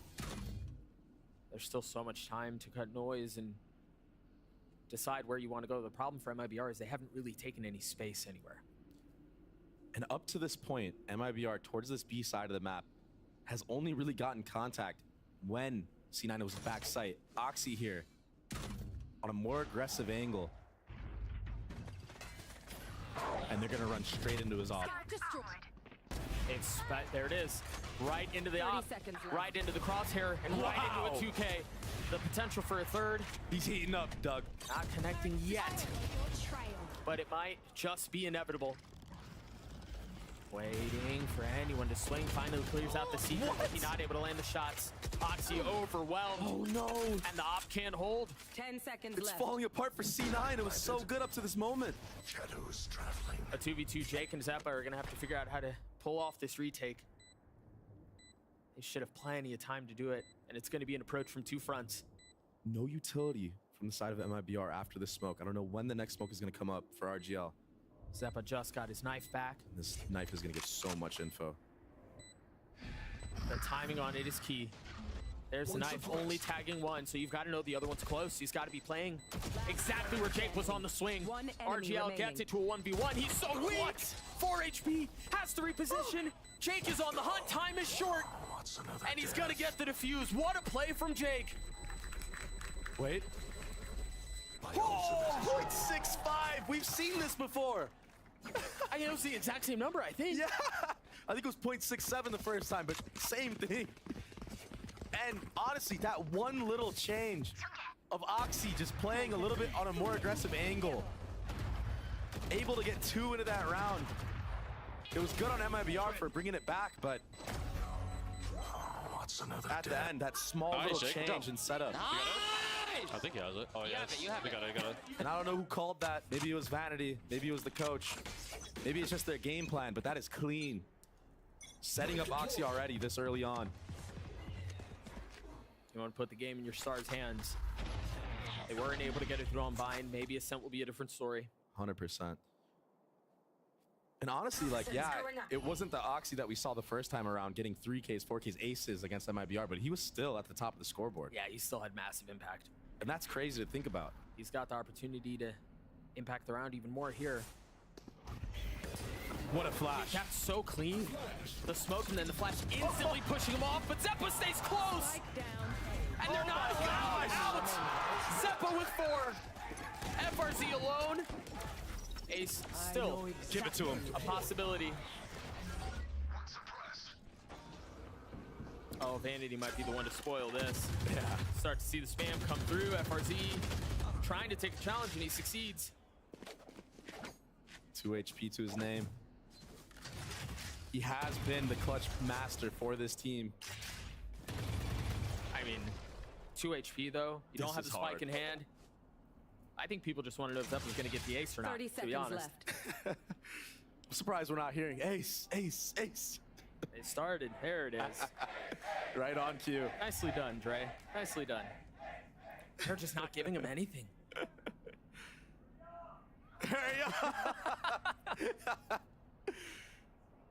And it seems like it's just inevitable at this point. This would be massive. Oh. Sorry, guys. Sorry. But Plenty another of round, opportunity. Yeah, plenty. And another round for Cloud9. A big start here on defense. It goes back to the fact that they've thrifted. They've just had so much momentum since then. And I think a lot of players in general don't expect people to push through Viper walls like this, but Zeppa, he's always going to be confident in making these plays. He's so comfortable. And he understands, because they, like I said, they've played this comp before on C9. Maybe not this roster, right? But it was last year. So they understand what the gaps are of the comp, what the weak spots are. And that pop flash being one of the key factors into countering that A hit. We'll see if there's any adaptations out of MIBR in the future rounds. Maybe a molly on the door to prevent that from happening. There's a much more aggressive alarm bot out from Whippy in mid. FRZ has bought this Odin back-to-back now. He's trying to combat Vanity's antics. And look at that. As soon as the alarm bot gets cleared, a smoke comes out from Jake towards Market. Yeah, that's a one-way as well. Makes it very dangerous to run through. Wonder here, they've invested a lot of their util to protect B. MIBR have done a really good job of just off of clearing the alarm bot and some spam. Getting all of that util out. Jake is playing this perfectly, Doug. Wasn't antsy on the flash right away and cap. Gets info with his Omen ult. And Omen ult is one of those ults that, you know, on the defensive side, there's not really a lot of ways to use it besides for, like, you know, flooding in. Maybe ulting back B as the hit is coming 30 through. seconds left. Your Marv. So I like, yeah, exactly. I like it being used in this scenario for info. Our team dashing forward. Jake tried to reposition, but JCC was there to punish. FRZ is going to have a late timing up mid, too. There it is, right on cue, but they've spotted him. They know where he is. He's going to have to get out. But that's pressure applied. Was that through smoke? I think so. He opted through smoke. He's got blades on as well. Kept back by the utility for now. But finding a time to strike, spotting the first. Mazine will fall. JCC's on the trade. RGL playing down, and Hell trying to find some space. Not able to hit the transfer. FRZ left alone. Odin. It's a battle of the Odins. Spike landed the tap there. FRZ throwing a shoulder and dropping Vanity at the same time. Oh my gosh. The Odin 1v1 and he doesn't even opt to stay with it. He switches guns to the Vandal. That's wild. It's not every day we see things like that. And wow. That was still filthy. We thought he shot him through smoke. That was just a really nice shot. I would have loved to have seen that 1v1 from Vanity's point of view. He played that so cold, man. FRZ has just been so crucial for MIBR in these clutch rounds. That's why you saw so much respect from C9. Yeah, Zeppa could have gone for the ace, but they just want to win. Yeah. They just want to win the round. Out here, Oxy has an outlaw. He might get a shot here on to FRZ. All really depends on how he plays this. You hear the camera toggling. Ooh. He tagged him. Big damage done. The outlaw, criminally underrated, honestly. What do they do from here, though? They've got to know that he's the late lurk. Look, oh my gosh! Jesus, he is! He's in their spawn! He's getting everything! Meanwhile, they thought they knew where he was. He's going to get an insane timing, too! They're both going to fall! Wow! Clinical from MIBR. And Vanity, not expecting the garden push. What aggressive play from MIBR. JZZ taking things into his own hands, pushing the Sova ult solo, ends up killing a guy by mistake. He was going for the Sova. Oxy. Did he get the third? Three. I mean, talk about being opportunistic with your timing and getting value out of it. No Odin here. Just a stinger and some shocks. The buy for Cloud9, not great. This Cypher just so annoying to play against when he's doing this B default with the cam in the cage. Paranoia out, they've cleared the turret. Whippy's tucked. Starting to see members dash across. Vanity once again finding value. That should put a halt to things. Oh, yeah, that's their spark. That's their go. Seppa's really low in spawn right now. Almost getting spammed out. And look at how Cloud9 understand. Now that Artzine's gone, the tip of the spear has been blunted. There's a real good chance it's going to be a late hit somewhere else. Jake and Oxy are already back at. They're ready for this. Look at how passive Jake is holding from. Info gathered. Oh, they got the paranoia out too. There's still a lot of time in this round. I like that MIBR is opting to go through A main with the bomb. Had that bomb gotten killed somehow on Cat, this round could be completely different. So really trying. Mazine's going to have pit off of this. I don't know if he'll invest it, given it's a light buy, but Cloud9 not sparing any expense. They've invested the lockdown. Can he get out in time? It's going to be close. Oh, they heard the step on Cat, surely. He takes a slight step back as it dissipates. They get the pit out in main. It's all going to be spam. It's going to be a barrage of utility to try to keep him off the site. Oxy did get it to half. It was a great knife from Zeppa, though. They can't use another molly yet. He's going to hold it. He's going to hold it. Oh, he got spammed through. 1 for 1. RGL left alone. He's healthy. And Whippy was not. Vanity is neither. He swings, and that's another Red Bull clutch for RGL. Oh, my gosh. And I was doubting it. I was really doubting the Viper ult. But being able to just finesse and land the molly through it, that's so clutch. It's so hard to have that lineup when you cannot see the bomb at all. Oh, that just feels bad, man. Yeah. One enemy This right here. RGL, man. Dude, we've talked about this a couple of times, but the guy just continues to answer the call. Sitting at 12 and 6. He's a duelist on this map. He's been so impressive, yeah. A deep exhale from Bazooka. And when you're running this double controller comp, a lot of the pressure of dying early as smokes. Hang on. Oxy's flashed. He's going to have to dash out, manages to split the uprights. He was in a really aggressive position with the op. Vanity has fallen. Oxy does too. Wow. The idea was there to set him up, to get him on an aggressive angle and to try to catch him slipping, but it just doesn't work out. Great Omen flash. Not skipping any corners as MIBR. Again, the fundamentals, man. They're just so drilled. Ooh, great dog there. FRZ with the Odin again. They're calling for a save here. They have 3 rifles. I think they're done with this round. Yeah, and when you're playing against like this Viper comp, just Viper in general, so good on the post plant. We already saw it in the previous round, right? The mollies being enough to basically stall time enough for RGL to close out the round. And the trading right now for MIBR has been phenomenal going into these sites. I mean, they've done everything phenomenally these last couple of rounds too. I think I'm going to be expecting a timeout soon if I'm C9. 5 rounds given to MIBR is tough.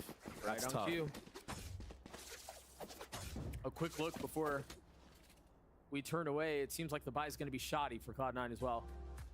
So what do you do here? You're facing up against, yes, a comp that they maybe have seen before or ran before, you know, whatever, but it is something that's out of the norm and it's causing problems. The Cypher, you mentioned it, has been outrageously annoying. Viper has been difficult to circumnavigate as well. What are you calling here if you're Imi? If I'm Imi, I'm telling my team the early aggression is going to be very hard to do because right now how MIBR is playing this map is they're ready for every single early aggro, peek with the op or even a rifle that Oxy's trying to set up, right? They have the Omen flashes off the cam, right? They're able to use the Viper wall at A to not get killed. They can cross all the way to the orb, right? You want to re-clear. That's how you want to use your utility. You want to fight after the second phase of utility that MIBR is using. Because they're ready for the first layer. You got to set up for the second now. And that's why when Oxy was set up on that stairs, they showed a different look, right? That small change was able to win them that round on the B site. They've put a rifle. Uh-oh, that timer's not moving. Hopefully not a tech problem, but I can get even more into it, honestly. Like you might have to. The mid side of the map, right? Completely open. They don't have MIBR's comp doesn't have a Sova, so you can really play around that bottom mid area, get somebody pushed up, maybe even Oxy, right? He has the confidence to go for these mid-round flanks through the back, all that stuff. He can updraft over the trips on the hit, right? Or maybe even just having him try to find that timing and take the 1v1 against FRZ, who's honestly just been a menace in that B side of the map, able to set up rounds for the B hit, showing the same utility. And this time, when C9 is trying to punish him in the actual main, Omen Flash comes out, stuff like that, right? So maybe have Oxy do a different route. Don't fight him head on, right? Take control of mid, get pushed up, get info. They've tried a couple of different looks here. That Sky utility is not good in the mid side of this map. Got to be confident against this comp in that mid area. Take control. If you have mid, you're able to flood faster. I am being told that Tech Pause gear is actually a pesky little audio issue. As soon as it gets rectified, we'll get back into the action. But MIBR, you know, you mentioned it. They've been really freaking good these last couple of rounds, man. RGL continues to lead from the front. FRZ has been just such a nuisance, and with that Odin as well. Yeah, and Artson right now, he's sitting at 0-8. Doesn't even have a kill. What? In this half, and MIBR's up 5-4. Wow. Yeah. So really, honestly, it's like what I always say on this map. When you're playing Jet on attack, it's either 30 or bust. Yeah. It's so hard to attack as Jet. We even saw him get punished when he dashed into boat. You can't always choose the right spot. Right. Vanity just runs into the Jet smoke, kills him with a stinger. Your job is to create space there, and I think that's where you do see some of the value though in it, because it's not showing up in the stats, but he is creating space. He is opening up room for FRZ to go off, for RGL to go off. Exactly. It's tough, man, playing Jet on a Sun. It's not an easy feat. Usually on defense is when you're able to show, you know, individual prowess and timings and stuff like that. Yeah, and some creativity and which we're not really seeing out of Oxy right now. Not recognizing that this middle of the map is so crucial. And honestly, MIBR has been doing quite a bit of like late lurks on Cat, right? Having 4 go B main, C9 aware that there's 4 in B main, and then you see Mazen going late Cat. So getting pushed up in mid somewhere aggressive could catch that guy off guard, make them have to commit to B, or make them have to come re-clear all of mid. And that can open up a lot of opportunity for kills, especially for a guy like Oxy. Sure. He's got to get online if Cloud9 want to stem some of this bleeding. I am being told we're changing something out. I promise this is not as bad as it sounds. We're just going to step away for 2 minutes. Where earlier, we actually spoke with our team about this rematch. That has gone very well in favor of MIBR so far. Why he's not worried about facing Oxy again. Take a listen. O Oxy ele jogou muito bem realmente na última série, mas creio eu que acho que essa série foi um momento dele. E a gente tá aqui para provar que a gente não precisa de um jogador para jogar pelo time, a gente tem o nosso time, então com certeza a gente não vai deixar ele performar do jeito que ele performou. We're back. I told you guys it wouldn't be too long. I'm being told that things are fixed and we're getting back into the action. So, again, if you've forgotten, MIBR has just rolled over Cloud9 these last couple of rounds. They've taken a 1-round lead. RGL and JZZ have been leading from the front. Oxy has been really quiet, but again, is there something that they can do? Dre, you talked about how he needed to set up across the middle of the map. Seems like that's where he's playing right now. Oh, he's going back to guard now. This is still fine. This is still fine, but something I want to point out as well is the narrative of this map and last map. Like, C9 winning the first 4 rounds. In this case, the latter after pistol, right? Yeah, 4 rounds after pistol, but MIBR coming back. It does seem like the rounds come in bunches between these two squads. It's so insane how the momentum just shifts. There's no late lurk here. And this is what I was talking about with Oxy in mid. This is perfect. But MIBR already adjusting. It's not like they have secrets or anything that I got to pop out of. They're just going to push out of the smoke, dash forward out onto Jenny, the spit back. Ooh, that Molly tags his teammate. Yeah, it did a little bit. Just off the mark, and Mazine falls. Vanity's here with the quick, too. The buy's not great. He has a Bucky. If he wants to find value out of that, he's going to have to get into their lab. RGL committing to the spike, getting it planted. Ult online. Are they aware of Artson? He jumps into the heaven smoke! It's just so bold, and he finds both! That Bucky did damage, but it was not enough. RGL in the swing, dropping Oxy. And once again, Cloud9 left in tatters. Oh no, Doug. 1 rifle remains for the defensive side. And yeah, there are a lot of weak members on the side of MIBR. This would be ridiculous. 16 HP on one, 30 on the other. Wow. But our team gets 4. Not skipping a beat is Artson, starting off 0-8. And then when his moment comes, he takes it in a full grasp that gets a 4K. And so aggressive too. That's the X factor I was talking about. Yep. He's top gen. And he smokes heaven and jumps into it. That's catching C9 off guard. It's because you called him out. He heard me. Yeah. He heard me. But I do want to say, C9 played a great round up until heroics from Artson. They actually cleared mid. They understood FRZ wasn't in the flank. That has not happened yet. They finally did it. Oxy with the op mid. Yep. Continue, I'm sorry. And they were able to have 5 on A, honestly. It came down to a 4v5 retake that Artson just made a play on, but good play from C9. That was a good adaptation. And maybe with better weapons, it's a different result. Something like that. The heroics proved to be the difference maker. But again, like, MIBR not even using utility in this mid area of the map. No Sky utility used just until now. Oxy could have gotten tremendous value there. Zeppa understanding that there was something afoot. Cover going out. I mean, this got out of control very quickly. Oxy's still playing the opposite side of the map. Wow, how did he get that kill? They're playing so slow. They're really throwing the brakes on this thing. Putting doubt in the minds of C9.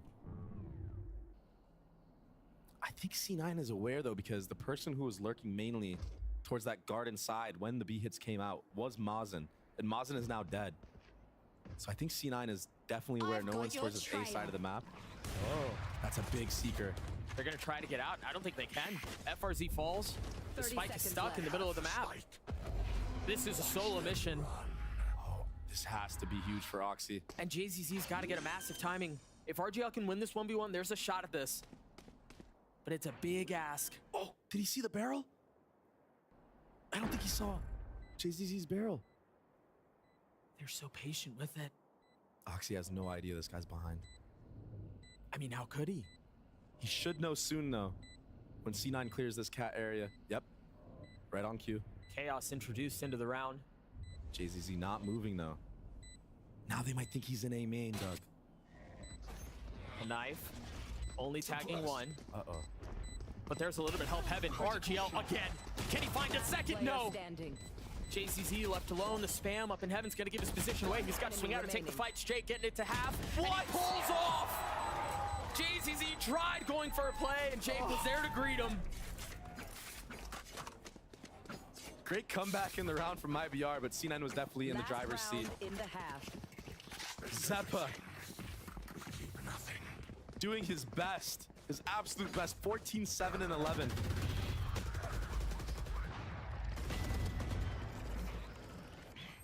Just huge. This play was so well done by Jake. I mean, he knew there was likely going to be a drop. He knew there was going to be a challenge. Okay, let's go. Their scout. The op is still in the hands of Oxy, too. Here we go. Get out of my way. Vanity has his ult. You hear Blades invested last round of the half. Look at all of that Killjoy utility B. MIBR is 5-man the last couple rounds here. Off of that timeout that C9 took. No use of the nanos yet. Look at this backside setup. There it is. Instantly popped. There's the Hunter's Fury. Is he going to find any? Whippy on the spam. Not able to land the shot, but he connects on a JCC when it matters. 8 bullets left. Is that going to be enough to drop the duelist? No. 4v4, the op now showing up, but they've lost control of the site. There he goes. Oxy dashing forward, trying to create space. Like a lamb to the slaughter. Jake and Vanity, the only two that remain, and they're separated. FRZ, the one separating them. Keeping them apart. Pushing into the smoke. 7 bullets left. He tries to keep them at bay, and that's exactly what they do. MIBR with 7 on the attack half. Frustration for the likes of C9. Missing crucial things like swapping the op off of Oxy before dashing in. I mean, he had a really good attempt there, but it just wasn't enough. And again, FRZ just keeping him at distance, not really able to make a play. And I've got to remind folks, elimination's on the line. And Madrid is up for grabs if they can pull it off. We're going to throw it down to the desk to break down that first half. Take it away, GB. Thank you so much, fellas. What a display that we're seeing here from MIBR. They managed to find themselves in an advantageous position as we flip sides going into the half. But guys, I mean, again, what a series that we've been treated to here. Both teams really showing so many layers. I feel like this game is extremely swingy, very momentum-based. I think MIBR have cottoned on a little bit to knowing what the defensive setup is from C9 based on where Oxy's playing. So when they see him try and jump peek mid, they kind of know that it's a weak A-side hold, and that Viper Wall kind of forces C9 into retakes if they feel like they're going to get hit. They tend to play in tree and away in heaven, which is what, in that one round, allowed Artsin to get up in there. But I like this play here, like funneling them into mid. Oxy is a trap play. Yeah, exactly. Oxy's been doing a really good job at putting presence, but I think MIBR, like you said, did a really good job of finding that. And they got wise to it. Yeah, and they have that Cypher cam towards that B main, completely pushed Oxy off, denied all of that. So Oxy actually started finding some success towards mid. And now Zeppa, I mean, Zeppa went crazy here. I feel like C9 and MIBR, this game was so scrappy. We talked about 1v1s from the last game, but this game has been 1v1, fights, swinging through smokes, util dumping. Even earlier, we saw Jet jump into heaven and just take those 2 kills. It's such a scrappy game, and I think it looks so good for either side. It's been a rather seesaw game, if you will, of big swings on each side here. MIBR, C9, both squads really just showing that they don't want to go home here, because let's not forget, folks, this is it. If C9 loses here, we will not see them in Madrid. MIBR's journey continues, so they have to fight tooth and nail here, Uber. This is it. Yeah, absolutely. I mean, it would be wild not to see C9 advance here. That would be crazy, but hey, it's possible from this point. And MIBR could very well be the ones to do it. Let's see what happens and send it back over to Baby Bay and Doug. Thank you, GB. The brutal nature of this tournament format demands excellence. And if there was an instance where excellence needs to make an appearance for Cloud9, it's now. With elimination on the line, you're down 2 rounds, backs against the ropes, and you're on the attack side of Ascent. There's a lot stacked against you here. So tough against this Viper. And already a mid-trap setup from MIBR. They've got a really nice setup, you're right. You've got JZZ who's got the flash, you've got the pinch in from Cat. This is disaster for Cloud9. No util. That was dry. Enemy Holy smokes. What is this guy on right now? The flawless for MIBR. FRZ putting a knife in the heart of C9 fans everywhere, it seems. And it might not have been the twist, but it's set up for it too. The arena quiet. So confident. Just walks off cat, but he did have the support of his teammate next to him. It was such a good setup. Mm-hmm. And I think that's one of the fun things about defensive side of Ascent is you can do that, right? Like you can take ownership of this situation and make something happen. That's exactly what they do. You've got an Outlaw in the hands of Artzin. If there's ever a time for heroics, it's right now, Doug. Yeah, it's gotta be. The flash out from Zeppa, they're gonna try to flood into the guns. Mazine with 3. Jake on the trade. It's still doable, 2 guns. Yeah, Whippy should be able to upgrade a weapon. Jake got a little ahead of it. They're separated. Wow. Get out. Outlaw finding a kill. Down here. That's all it is. Get the Outlaw! Get the Outlaw! It costs more than the Bulldog and the Spectre. That's such a jet mindset. I mean, especially against the team of like C9 who, yeah, for sure. For the most part, does like to go into these light armor buys. That gun would have been crucial into this round. Nice spray down from Mazen. With the molly behind them too, like they had nowhere to go. They were stuck. That was their answer for the anti-eco. Not trying to die to any early aggression. They did drop. They kept 2 weapons, dropped everything else. So Spectre and a Bulldog. It wasn't all lost. Potential to bonus much weaker now. And again, Cloud9 invest. Taking the fight to C9 is MIBR, and it all starts with the duo in mid of Artson and JZZ, and that's a huge kill, Doug. Gosh. Numbers in favor of MIBR right now. Dude, that was a Ghost and a Spectre. And they just destroyed him. No damage taken as well. What does C9 attempt to do here? What a cam! Info gathered. 2 caught mid.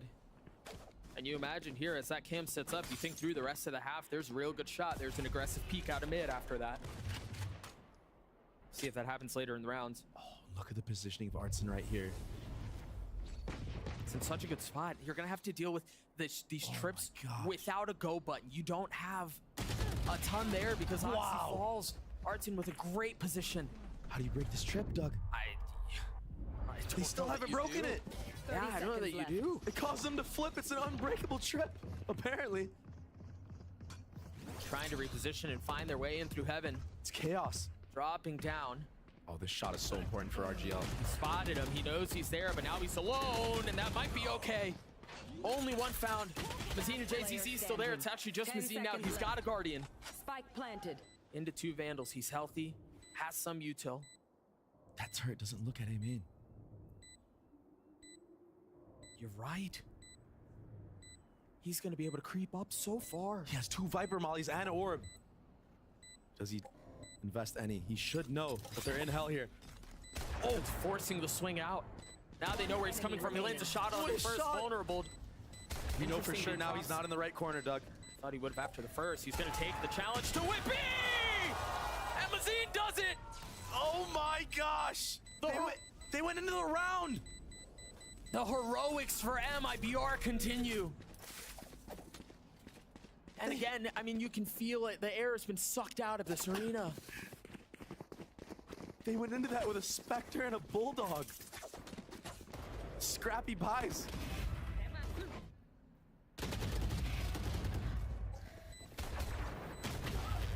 What a play from Z, man. All smiles. Oh my gosh.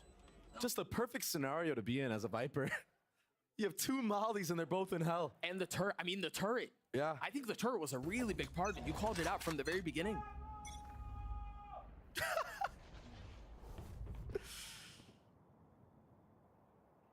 There's still some to buy for Cloud9 here. Guardians, a Bulldog. Cloud9 left looking for answers. Yeah, the last time they played, it was close, but I don't think they expected to be in this position. RGL is tucked. Look at the proactivity from MIBR right now, Doug. They're playing this defensive side beautifully. Instantly re-clearing the A main space after that pop flash. They should know Trip is here. FRZ is just unstoppable right now. The man can do no wrong. Oxy's sitting at 6 kills, having a really rough map right now. And I don't know that it's gonna let up anytime soon. This would be huge for him. Yeah, he's got to find some space here. If he can get his timing right, but he's surrounded. He's gonna have 2 people pushing him. What is RGL doing to these guys? Last player And Oxy standing. falls again. Another flawless round. RGL with 3, MIBR up to 11. MIBR in form right now. Leaving no corners unturned, unchecked. They found my wife. Look at this confidence. First from FRZ was great, but this right here, wow. I'm getting tired of saying this guy's name. He just continues to step up. This has got to be the last stand right here for C9. You got to give it your all.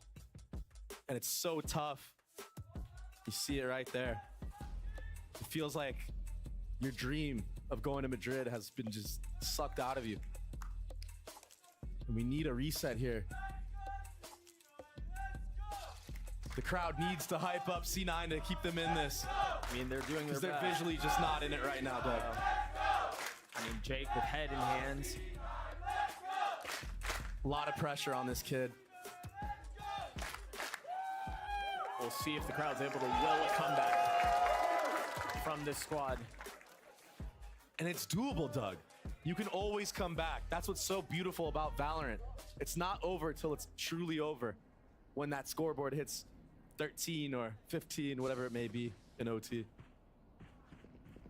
I mean, it might not be fully over, but it certainly does feel close to it.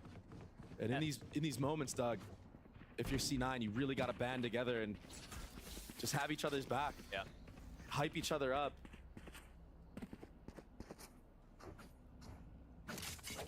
Just because you lose this doesn't mean your entire season is over. No. You're on a break for a long time, though. Mm-hmm. What do they have in store on this attack side? You know, we've talked a lot about how MIBR on this defensive side have played aggressively. They've been the ones to set the tone on the round. Not the case this time. And again, perhaps expecting a very fast, very aggressive hit on the other side of the timeout, but it just doesn't come. And these are the plays that I was talking about that I thought Oxy should have been doing on their defensive side. Re-entering space. This is really tough here. Our team has procced the dash, but there's no paranoia to clear him off of this. I think this is a little too obvious with that Viper Molly being there. And that's very wise of Artson to back up. They just dogged A long. It didn't tag anyone. So Jake should be able to fill some space. He also has the ult to flip the map. This Viper. Was that a missed smoke? Yeah, there's a gap. From RGL? Looks like it. They've invested the ult. Oh no! Oxy's there. Oxy not able to get out, not able to find space. He just can't catch a break this match. Can Artsy hold him back on his own? He's been tagged. Not able to get the kills. The Zeppa finds space. Vanity does too. The hero for MIBR. Add it once more. Drops Vanity Jake on the flank though, and it's a big one. Can the young buck find some space? Perfect. Great kill on to the first. The paranoia is splendid. Cloud9 stay alive. They get to 6. It all starts with one, Doug. And Jake, player who had his hands in his head.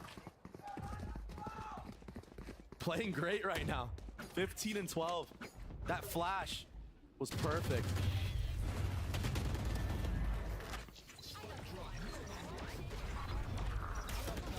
You already know RGL is One enemy remaining. probably upset at himself for missing that smoke. How did he just like peek crouch peek you like he knew you were there? He just like starts spraying at you. It does feel like MIBR has had a sixth sense in how this map has gone, so I believe it feels way worse for them. Vanity has this ult here.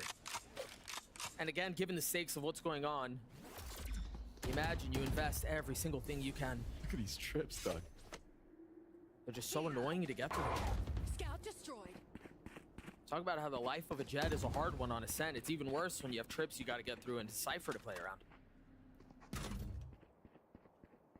MIBR has been doing a great job as well of changing those Cypher trips up. Yeah. So even if Vanity wants to use those shock darts to break them, you don't know for sure. You're guessing. Mm-hmm. And normally what you see is a lot of teams using Sentinel utility in the mid side of the map. Right. But MIBR not putting any there. They're not concerned about it at all. Oh! Artine patient. Not pulling the trigger at the first and punishing on the second. Nowhere to run! Hunter Fury's gonna get a kill. Jake pushes forward as well. He's on the site by himself. 30 seconds left. He stepped up big so far for his team, Doug. Doesn't want the dream of Madrid to end here. Oh, but can he continue to do so? This would be massive. The problem is, too, you're still having to get through some of this Killjoy, or Cypher util, excuse me. Zeppa's on the flank. He's gonna find a perfect timing here. If he plays his cards right, this could be great. The flash out is awesome. Artine gets high ground, drops Jake. Vanity trying to hold the line, and he can't. A 2v2, and there's the flank, but FRZ knew. Whippy on his own cannot convert. No way, Doug. FRZ too aware. He's in the flow state right now. He's ascended. I don't know how. I mean, I thought Zeppa was going to crack that thing open for sure. Everything he's doing is just magic. Match point. I mean, Oxy is having a rough map. Yeah. Can't get anything going. Enemy remaining. Where is everyone hiding? And to go back to the conversation we had at the beginning of this series, Oxy was the difference maker the last time they played. He was the X factor. Right now, he's been silenced. It's tough, Doug. I know what it's like to have a team play to just counter you. Yep. And in those moments, you need your team to really step up to the plate when you're being shut down like this, like Oxy is. Cloud9 looking for a second lease at life. Oh, he gets legged. A little bit of luck this time. Yeah. But how much more are you going to get away with it? The paranoia was great. Oxy falls. And this Viper wall makes it so hard. I mean, what do you even do with it? You've got a pit on the other side. Oh, this is perfect, though, for C9. They know they have to be funneled into this left side of sight. Yeah, what do MIBR do here? I don't think two people can fit. Oh! He's going to ult out. He's gonna dodge it. Oh my gosh! He doesn't get detained either. There was nothing to consider that. And now he's back in. Cancels the ult. He's rejoined Artine. They've played this perfectly. Look at that lineup, Molly! Wait, but Jake's up close. Jake's up close. He spots the barrel. He's gonna get both! Jake with a massive play! Shadows traveling. Now Mazine is left alone in a 1v3.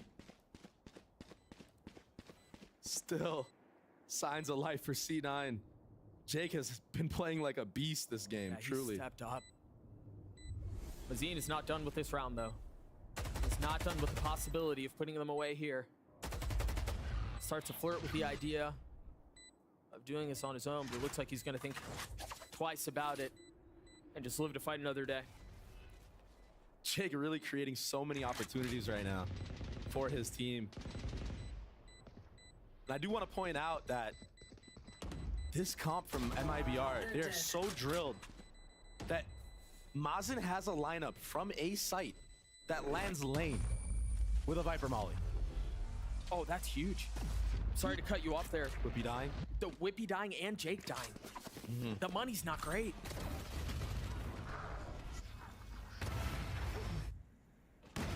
Sees the barrel there. Let's go, five more, let's go. Holy fucking Right. Only when we're here, huh? About that. Only when we're here, I feel like. Isolate them and kill them. JZZ. I didn't even realize how much of a banger of a map this guy was having. 20 and 12. Yeah, he's going nuts. But you can hear it in the comms of Cloud9. It's not over. They're attempting to will themselves back into this. FRZ just has a Sheriff. That is so cool. Wait, what is this mid play? They had an aggro cam on Cat looking into tiles, and it was not broken. This allows them to creep up. Zeppa knows. Flash in his face, takes a quick step left. They just deposit the Killjoy here. This should cause a re-clear from C9. I don't think they know JZZ's here. If this forces them into the B site, you are going to run through Viper Mollies and spams from Mazin, who has that Phantom. There's the first. And there's the spam. Whippy got tagged. The second Molly. Oxy's got to know. Nice shot. Oh, better lucky than good sometimes, I guess. Again, the turret. Starting to see some of these little things. Your turret's out of position. Whippy trying to hold them back, though. In the face of the Seekers. Paranoia's a little late. He gets the kill on the first, but it's traded. Cloud9 still with numbers. And the round comes to a screeching halt as they wait for Util to come back up, as they mull over how they want to attempt this retake. Here. There's a dog in play. RGL with 2 smokes. Great and spam. Zeppa falls. Dark cleared. Great smokes. Vanity with 2 shots. There are the smokes, but it doesn't seem to matter. Can RGL pull it off on his own? The first falls. Time is short, though.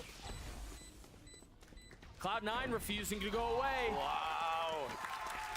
And Jake, again, delaying the time for that retake by popping Omen ult. They thought he was flanking for a good, like, 10 seconds, Doug. Maybe not 10, maybe like 5 seconds, but that like makes 10 a for them, difference. I'm sure. Yeah.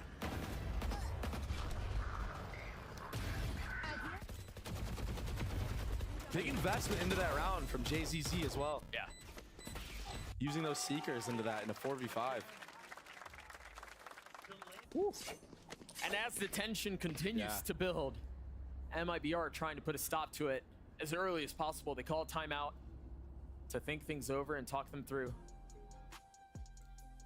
MIBR on the doorstep of qualifying for play-ins, of sending Cloud9 home early. And I think there were a lot of people who didn't give MIBR much credit at the beginning of this season, at the beginning of Kickoff. Yeah, I mean, for sure. I was definitely a huge fan, but only because I knew them. I knew the level they were at. I think Fraud has brought so much to this team, along with Artson. And Mazin, too. Mazin, great IGLing so far. Well, I think it was interesting to, you know, in the arrival interviews with Bazooka, he said, you know, we've got some special stuff cooked up for you. Yeah. Because of Fraud. Yeah, and the last time MIBR played this map, it was a standard comp. And now they're playing this total off-meta comp on this map and making it look so good, especially on that attacking side. But I feel like a comp like this is just naturally weaker on the defense. You don't have as much utility. I mean, in the face of that, though, they won 5 rounds on this half. Still up 4. But that buy from MIBR is not great. I think Artson is saving for an op for next round, so not opting to buy anything into it. A little scrappy of a buy here. I mean, they have a runway to play with. They can afford to do something like that. Quiet on the cross. Have we seen a Bucky kill yet? Toxin screen down. I don't think so. I don't think we have. There have been attempts. You might be willing that thing into existence. Silence across the map. Nobody wants to make a mistake right now. Info being gathered, and already bomb being moved towards B side of the map.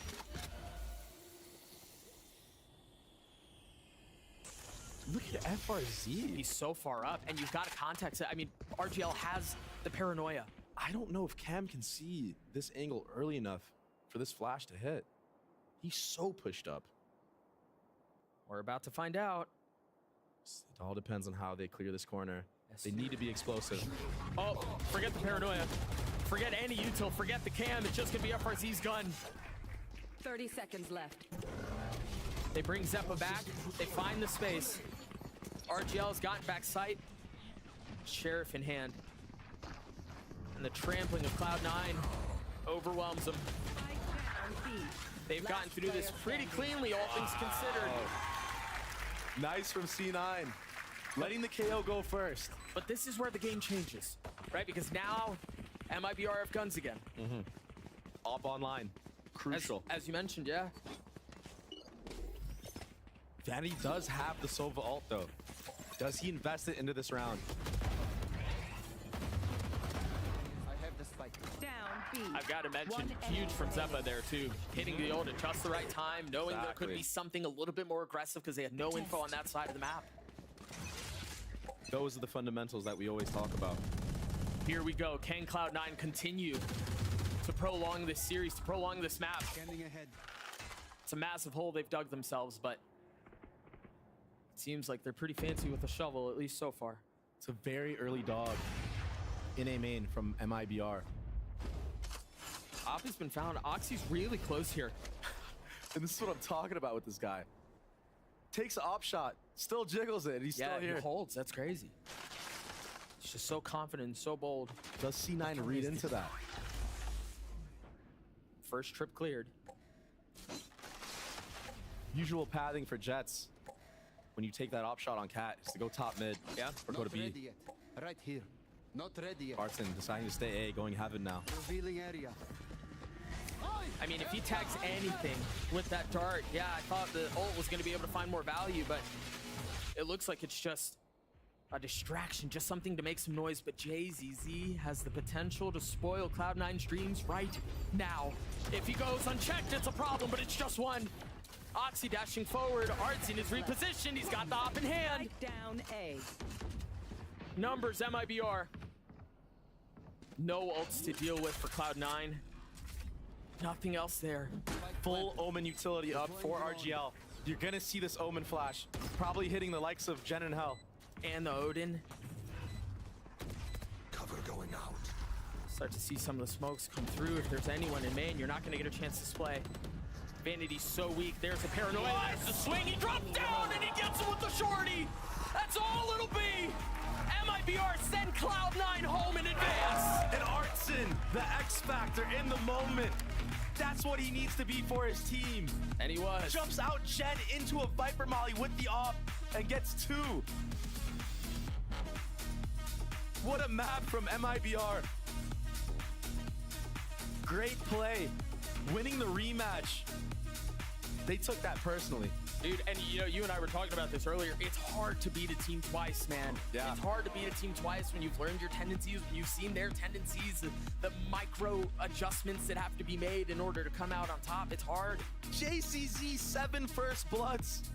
This guy was cooking on the sky. What nerf?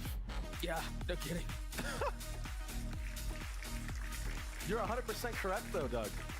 Going into the rematch, MIBR changing their comp, taking a risk, playing to win. They said they had something cooked up, and we saw it. Both maps. Bind had a different comp, Ascent had a different comp, and now they're greeted as victors.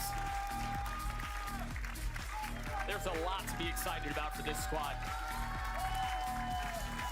What a game. What a series.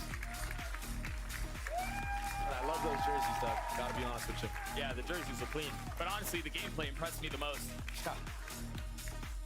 They've shown that they're prepared. They've shown that they know how to get past what they've had to deal with from Cloud9 so far.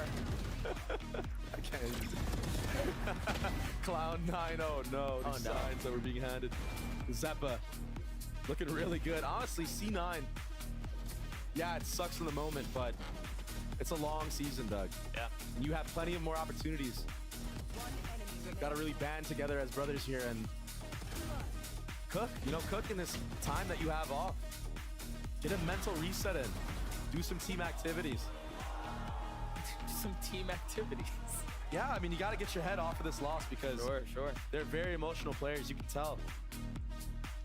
Yeah, they're wearing that one. You saw it on Jake's face. Yeah. I mean, on the other side of the stage, there's so much to be excited about. A team that people didn't expect a ton from continues to impress. They continue to get better. They've shown depth in how they want to approach maps. They've shown that they can adapt from one series to the next. There's a lot to be excited about for MIBR. It's a brand new team compared to last year. They always had the fundamentals even last year, but really everybody's stepping it up. And so with that, we have to say goodbye to Cloud9, at least for now. No longer in contention and kickoff, no longer in pursuit of a spot at Madrid. They put up a hell of a fight, but it just was not enough. just wasn't enough at the end of the day. There's a lot to look forward to for this team as well, Doug. They have a lot of potential. And I think the start needs to be in these moments, these high-pressure moments, controlling the mental. We're going to send it down to the stage. Elizabeth is standing by with RGL for good reason for the Verizon post-match interview. Thank you so much, Doug. Now, they once said it was just MIBR, but it's just MIBR, the winners against Cloud9, sending Cloud9 home. And I'm here with RGL Meister, an incredible performance. I have to ask you, you have faced Cloud9 before. What was the conversation with the team like going into this match? É só MBR, né? Mas vocês estão vendo, mandaram a Cloud9 para casa. Qual foi a conversa que vocês bateram para esse jogo? Primeiramente, obrigado a todos, né? E a conversa foi basicamente, galera, vamos fazer o nosso jogo, não vamos nos importar tanto com o jogo do adversário, vamos focar no nosso, porque na primeira vez foi muito no detalhe, existia um mundo do 2-0, então a gente só tranquilizou, falamos, vamos fazer o nosso jogo e foi isso que fizemos hoje. First of all, thank you all. You know, the conversation was just to focus on the game, and there was the fear for the first time of the 2-0. But we were just talking about having the best of our times, and if it works in the end. I have to ask you about the agent composition. Surprising for us on the talent side, probably the audience side. What was the conversation going into picking those agents? Qual foi a conversa para fazer o comp de hoje, para escolher os agentes que vocês tiveram lá? Na Bind a gente tinha mais de uma composição, e como a primeira não deu certo no primeiro dia, a gente colocou a segunda em ação. E mérito do nosso capitão, Mazin, que está sendo muito criativo, está sendo um pouco ousado nas composições e vem se provando muito forte.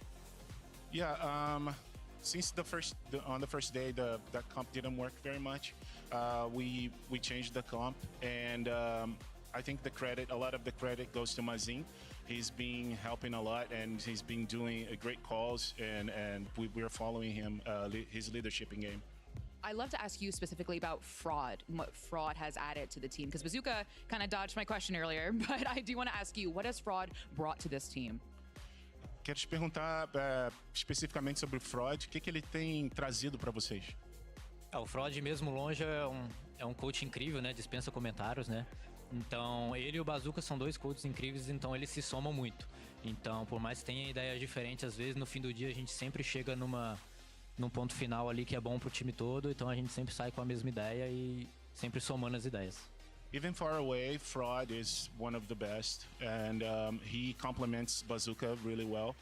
So even if when they have different opinions, in the end of the day, they reach an agreement that is good for the whole team.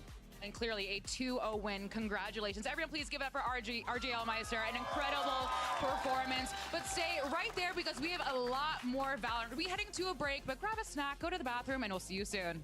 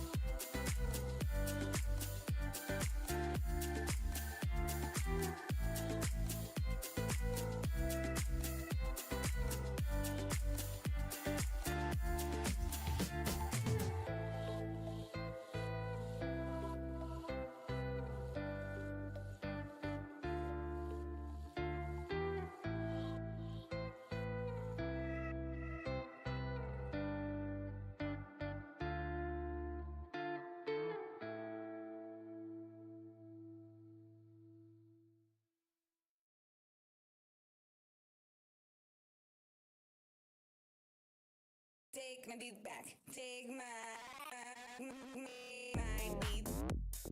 My beat. My beat. My beat. My beat.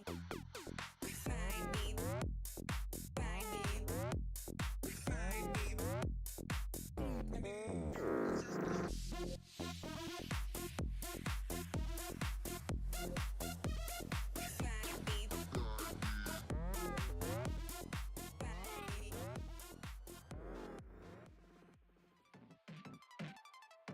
Yo creo que este Sentinels es un poco mejor en tema de como de juego en equipo que el año pasado. In crucial situations, we kind of like autopilot a lot. People are not like talking, we're not making plans, and that's something we've been working on and we've noticed in our previous matchup. In a punishable spot here. Yeah. Leviathan has very good individual players. Obviously, they added Aspas. Tenemos dos campeones mundiales que realmente aportan demasiado al equipo, tanto en tema PE como en tema ideas, en tema comunicación, en todo sentido. Push them off the defuse entirely. Sada trying to stick the Brazino. It's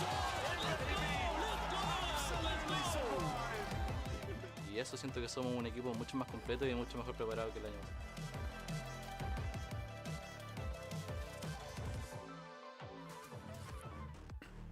Welcome back to Day 7 of VCT America's Kickoff. Goldenmore here alongside the Breakdown Buddies. Oh, it's them in the flesh. We got Balla, we got Wyatt. We're going to break down our second elimination match of the day. It's Sentinels versus Leviathan, which sounds wild to say out loud, given the amount of hype that these two teams, Balla, had coming into this. We all felt like these were teams that were shoo-ins for Madrid. Absolutely. This is crazy because I just realized watching that MIBR game, somebody just went home, right? Yeah. Like, this is insane. And for Sentinels and Leviathan to be here, I mean, these two teams have champions on them, and they're here in the lower bracket, still trying to fight in for play-ins. Yeah, this was an inevitable moment that we were waiting for. This is why it was the group of death, because three of the teams that were speculated to be the best in Americas were all trapped together. Only two of them can go through, and we're at that point where, sadly, one of the teams that is one of the best in the scene, see ya.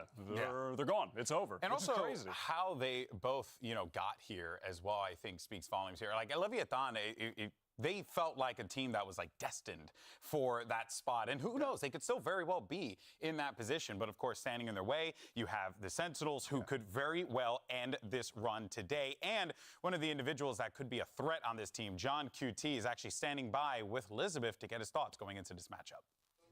John QT, if I can work with you really, really quickly. This is your second elimination match. What are the vibes of the team going into it? Everyone is calm, collected. We're just excited to play. We're just playing it like it's a normal game. So, yeah, just excited to play pretty much. Well, best of luck. Now he says that, but it's anything but a normal game. This is an elimination matchup, Wyatt. This is it. They have to play. It's good to keep that calmness in the back of your mind, but you also need to be playing with a little bit more oomph here as well. And specifically for him, this is the biggest game of his career. And he's just like, actually, this is fun. I mean, he's already had some big performances, though, thus far. I mean, for John QT, he stepped in, and there's a lot of pressure on this team. It just feels like he doesn't care, like, the entire time. Throughout the offseason, coming into kickoff, this is a team that, like, literally blew up last year because of the amount of pressure that the fans put on them, that management puts on them, that everybody here puts on them, too, because they had the champions from Sauce and Trancana last year.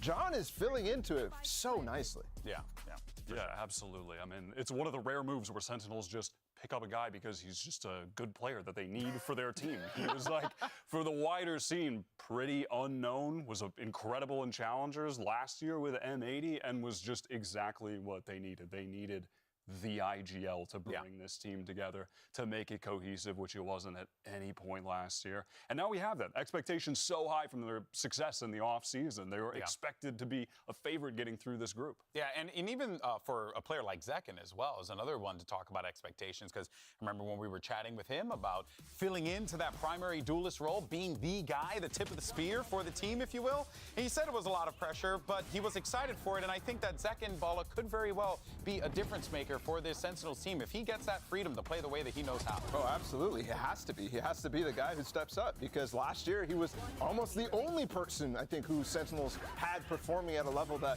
it was maybe matching expectations or exceeding them last year potentially. But yeah, it's this guy. He has to perform. He's the best on this team, and it's for that reason that he's stepping into that duelist role that everybody was thinking, oh, tens, but it's Zekin now.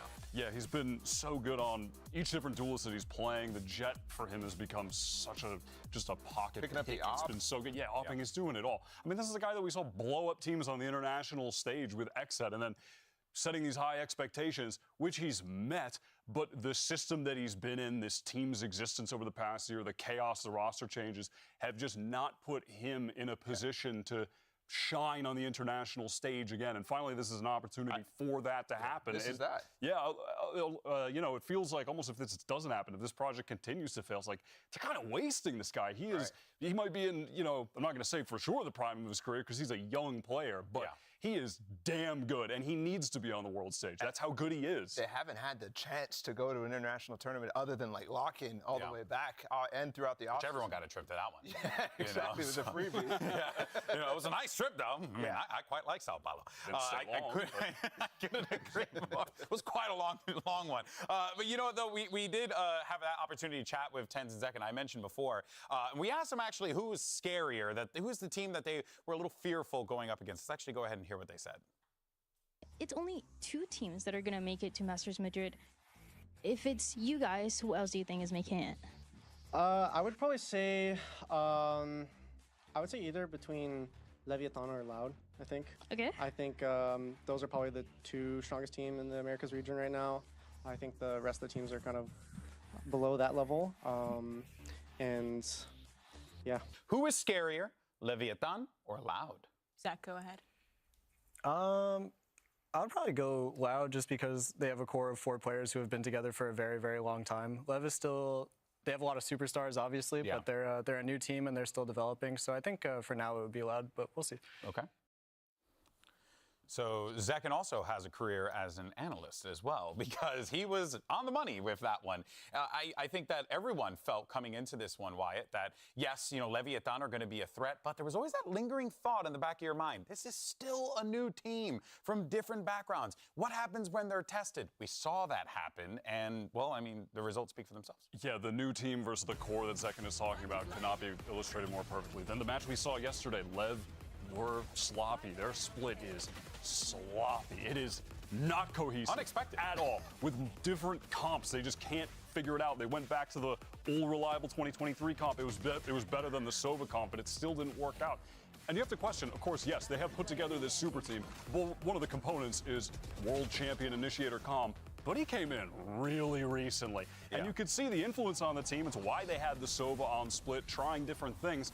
But trying different things to integrate and make him feel comfortable, which I like, but they just didn't have a lot of time with him. So how much can you really expect them to be cohesive with that late change, even though it's for a quality player? Yeah, I don't like cutting super teams slack in most cases. Okay. I think I will here. I think this tournament structure is so rapid, so fast, and I think the way that offseason came together for Leviathan at the end, Calm was a hot ticket that came real late. So there's not as much time to get that depth that you need to be able to prepare all the maps in every single map pool, whereas you see other different maps that they're playing and they look very good. That Bind, for example, I mean, that's Aspas's playground, but it looks fantastic, and I think that's one that is going to be difficult to challenge them on. Yeah, I think for me, what I am excited to see here is for Leviathan to finally be challenged in this situation. This is where you start to see the kind of cracks in the armor form, if you will. And then this is how Leviathan fixes it, because they'll need to fix things. It's good that they lost here, because now you're like, okay, cool, we know what it's like to lose together.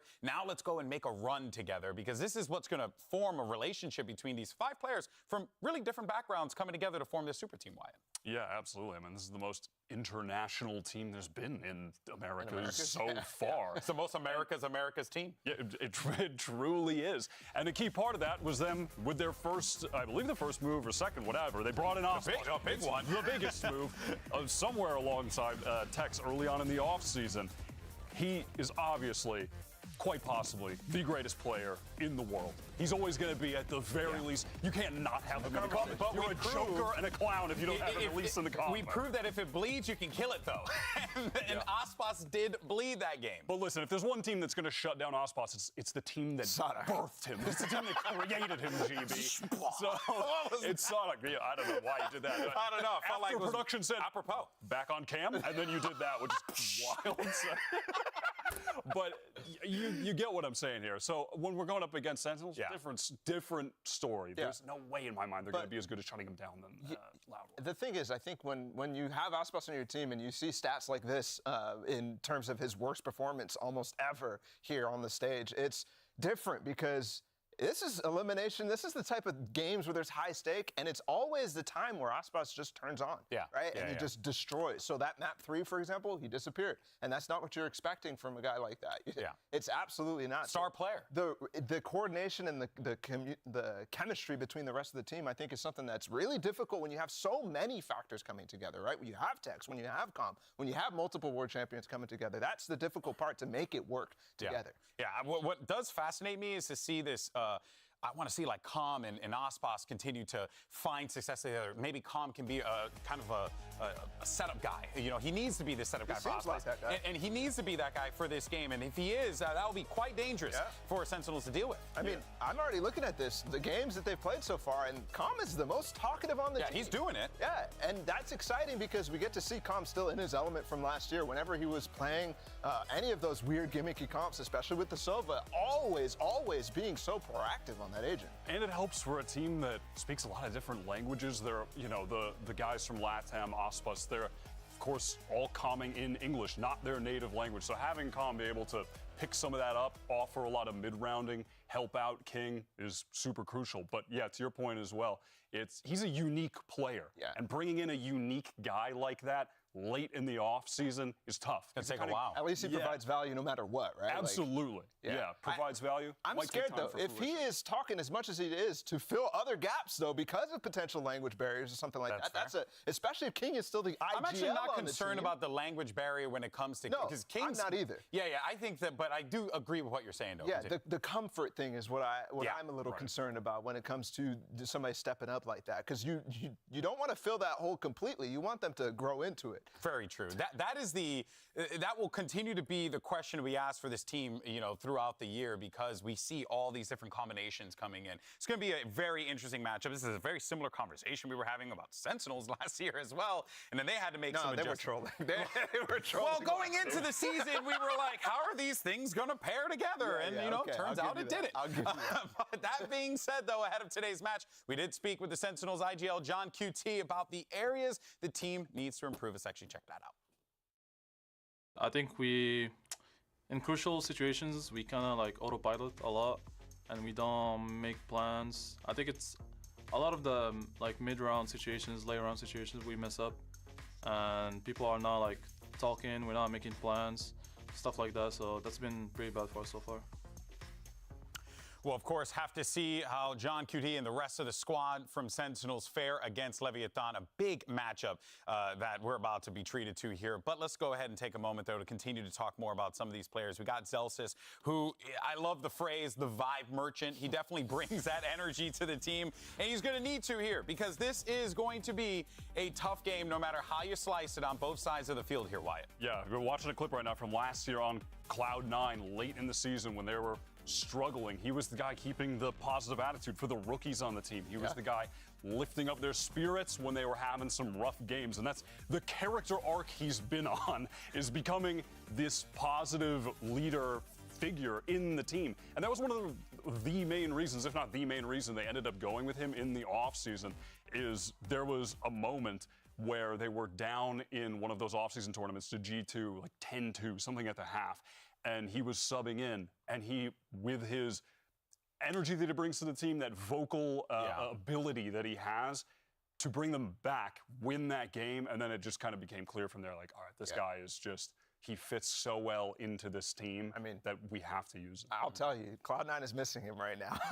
for sure. I think that kind of guy on that team right now would help a lot, and that's exactly why. Would have been big in those OTs. Exactly. You know? That's exactly why Sentinels is having so much success with him. Is really having a resurgence and actually making everything feel good together, right? I think last year they were marred by role issues, by tons of changes because nobody could figure out what to do with everybody. Now that you have Celsius able to plug in and fill in some of those roles, I mean, it's perfect.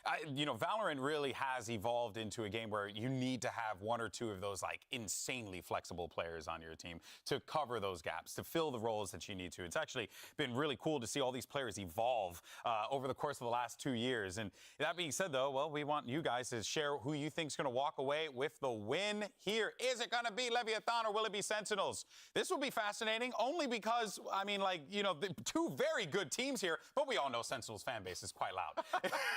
I got a free shirt outside. There was nobody there. You went and got the free shirt? They were all inside already. I want to get the free shirt, man. They gave me a free shirt. I'm gonna. You're going for the. I'm gonna step back from voting in the fan poll. I feel like I'm compromised. I'm compromised. My vote has been tainted. I will not be opening my phone. I will not be voting in the Twitch chat. Do you have a prediction though? Wait, are we doing predictions right now? Yeah, sure. Why not? We got a minute. Okay. Well, are you really gonna just write it down? All right. I'm actually curious. Yeah. Well, okay. I don't have my whiteboard. And everything I just said out the window.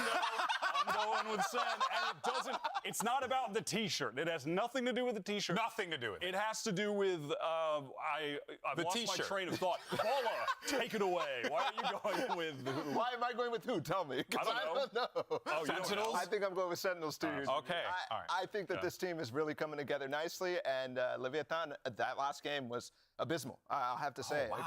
Against Loud, they got rolled in some of those, and they looked bad in some instances. That's not something that you want to see coming into an elimination match. Okay, for the truth, I agree. Sentinels, actual coordination and teamwork on more maps than Lev will have, in my opinion. Not the T-shirt, going with Sen. All right, well, let's see what ends up happening here. Our desk is flipping back and forth, but for now, though, let's head on over to the map select to see where our teams are headed. Welcome to the map pick ban. After the coin flip, it was determined that Sentinels is going to be Team A and Leviathan is going to be Team B. Sentinels, you have the first map ban. Ban Icebox. Ban Icebox. Leviathan. We ban Sunset. Ban Sunset. And the first map pick? Pick Split. Pick Split. And your side? We pick Attack. Left chose Attack. And your map? We pick Breeze. Pick Breeze. Sentinel side? Defense. Defense.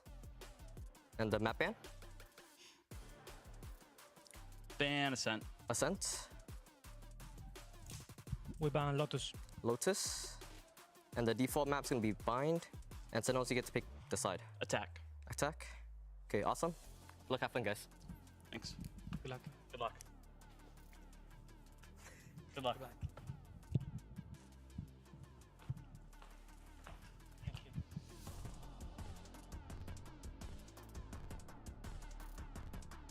Riot Games Arena, we have a one-way ticket to Sen City. Give it up for Sentinels!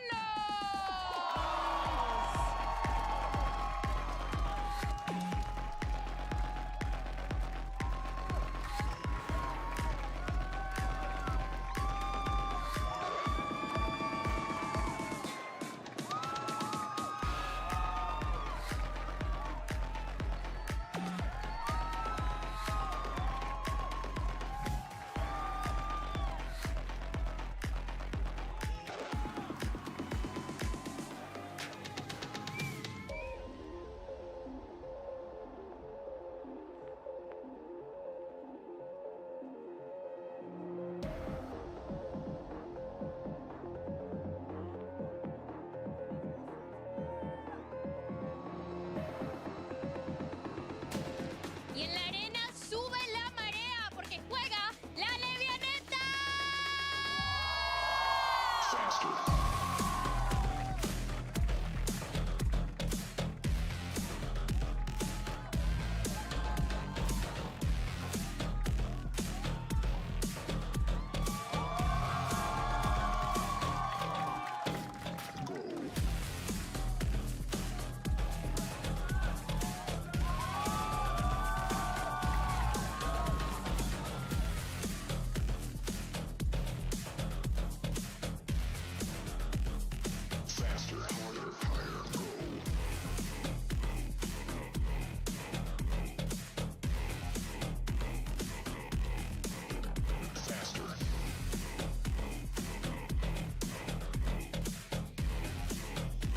Don't forget, all you beautiful people, make sure you get your VCT 2024 capsules to support your teams.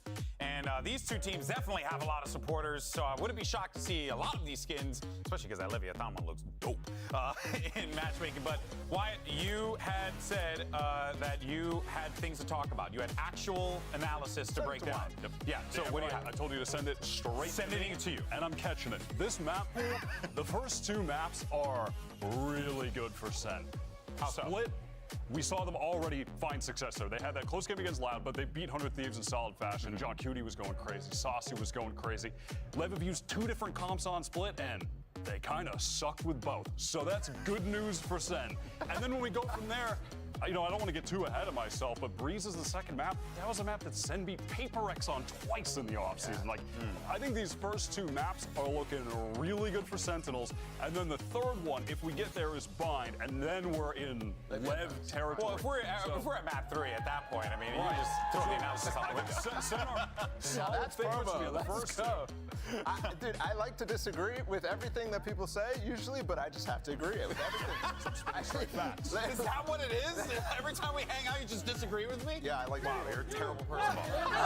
Split, I mean, that's just awesome that Kaplan is immediately just driving that knife right there. I mean, that's perfect. That's one that Leviathan knows they're struggling with, and because they have a permaban, they have to contend with. And a team like Sentinels, who has been working hard in the offseason, has the depth that Leviathan does not, so they can make decisions like that, and I think it's going to pay off.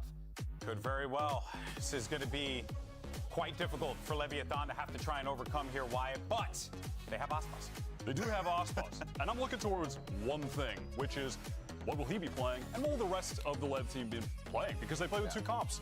Yesterday we saw them play with the 2023 Double Duelist standard comp, where they were essentially going for all of the same defaults, approaches that we saw all of last year, and they looked better with it than their original comp, which was the Calm Sova experimental one, where they got blown out of the water by 100 Thieves in their first match. So I'm really looking towards them. We know what we're getting from Sentinels. It's going to be that standard Cypher comp that they looked great on.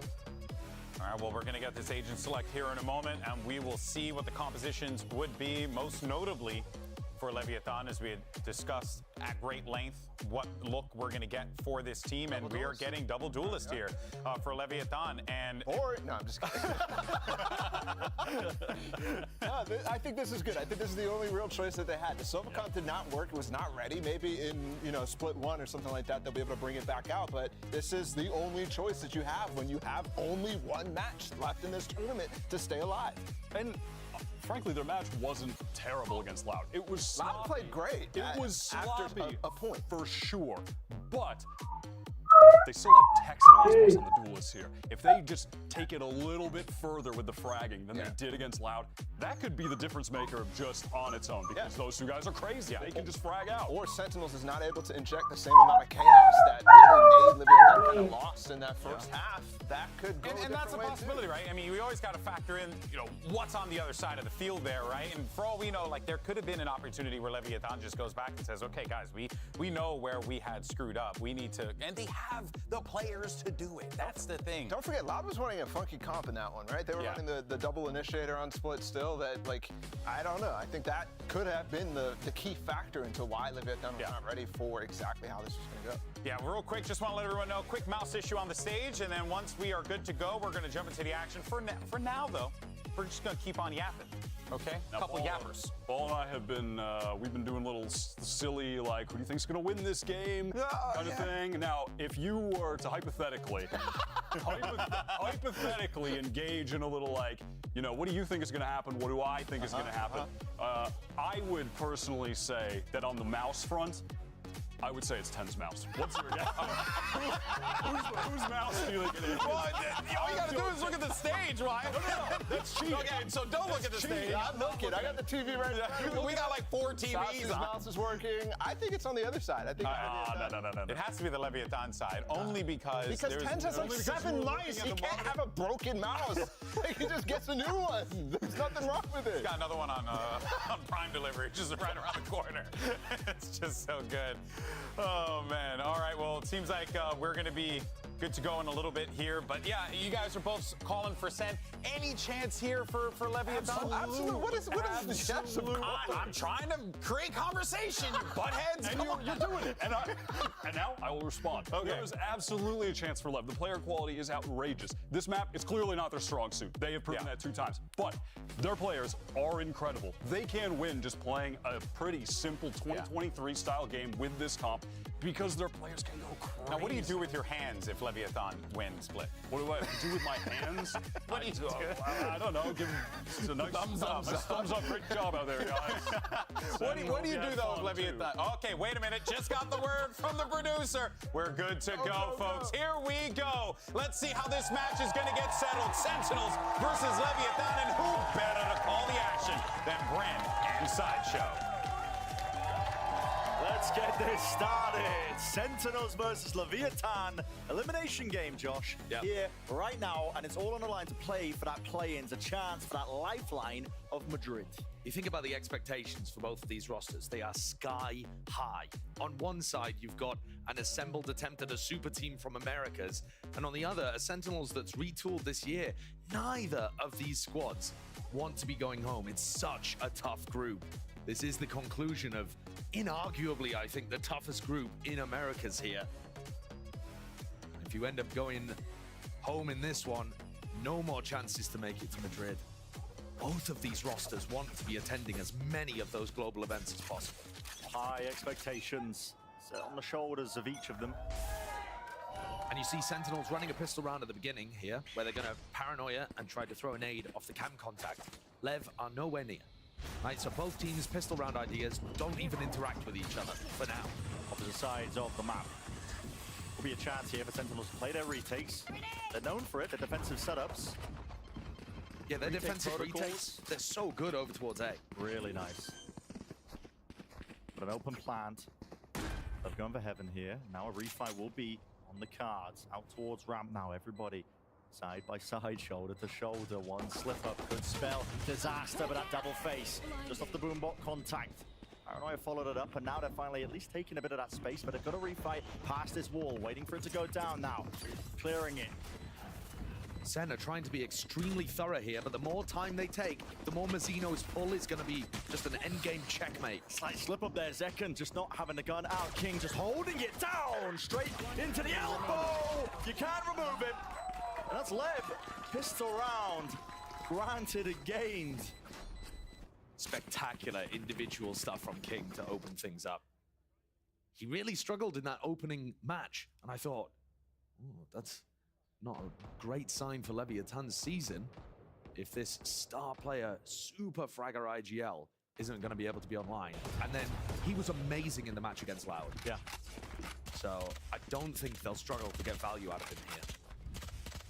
Senna's still going to have a little bit of danger in this one, though. There is potential for some kind of crunch over towards B main. They're going to go for this smoke and flash setup. Paranoia as well. That's just delayed ever so slightly. Sassy with a repeat, but large expenditure of that utility here. Still, it's all about navigating it. I mean, there's been insane amounts of consistency with teams winning on their eco rounds. For whatever reason, in Americas, teams have just gotten a lot better at using the util, using the classics. It's not just in Americas as well. Happening globally right now. King is pulling attention towards A. Sentinels have already rotated, expecting some kind of pivot. And there's nobody home on the A side. Yeah, but no rifle dropped. He was only running with a ghost, so it's not a huge opening in the round for Sentinels. They'll need a little more. Tech's going walkabout, him and Aspas hunting for some more kills. Love to fill up the ult meter. Guardian not getting the job done, but will he expect Tex tucked? Just a bit of bait, swinging round 10. Oh my.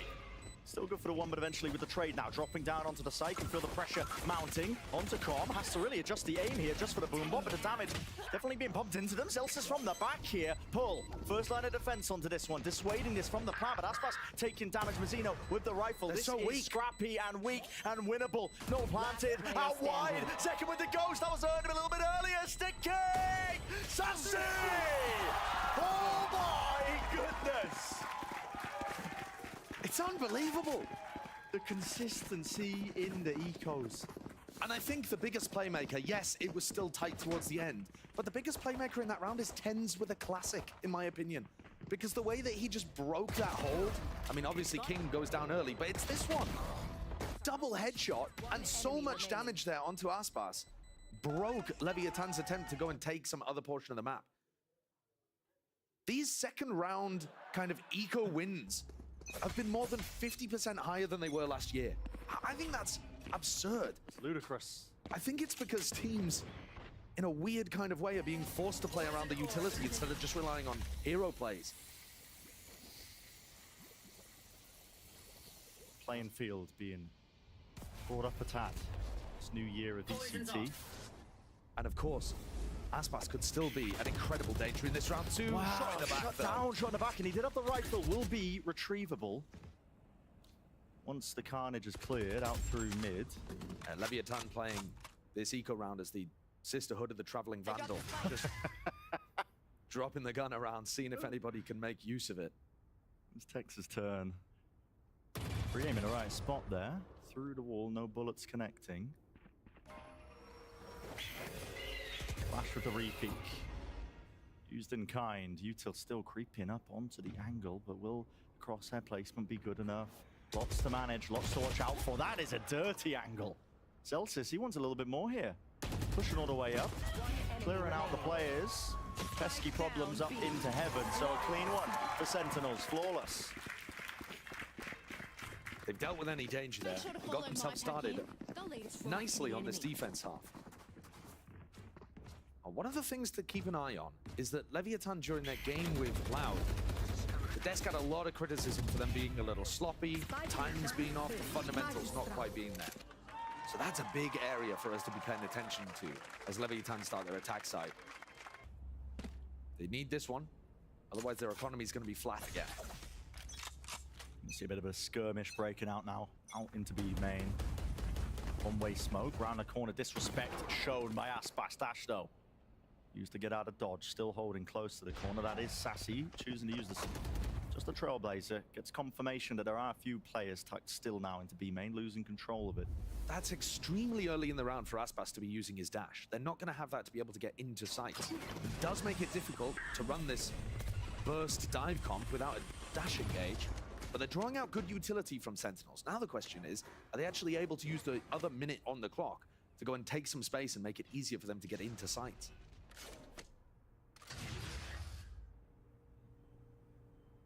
Smoke's refreshed. See Calm, he's got Trailblazer being held into his hands. Not going into the direction of market though, Celsius. Doesn't expect that. The Tex could have already crossed, so overzealous is the approach. It's given that first kill advantage now to Lev with 38 seconds. It's ticking down steadily. There's danger here that they might run out of time, but now you might just see a bit of an explosion out towards heaven with the flash. Sets that one up. Taking all that space off angle by Zekken. What can he do with a rifle? Satchel. Delay and deny. That's just Sassy with the Spectre still. Double drop down, too much to deal with. Playing close to the pillar, you got a crossfire setup from Sen. They're really just trying to evade capture, but Aspas doing so much for them. 12 seconds, remember, time becomes an issue, especially with TenZ holding close. Through the box, John is there, 6 seconds. Has to be the committal. Did time? I'm not even too sure. I'm not too sure. Did it have enough?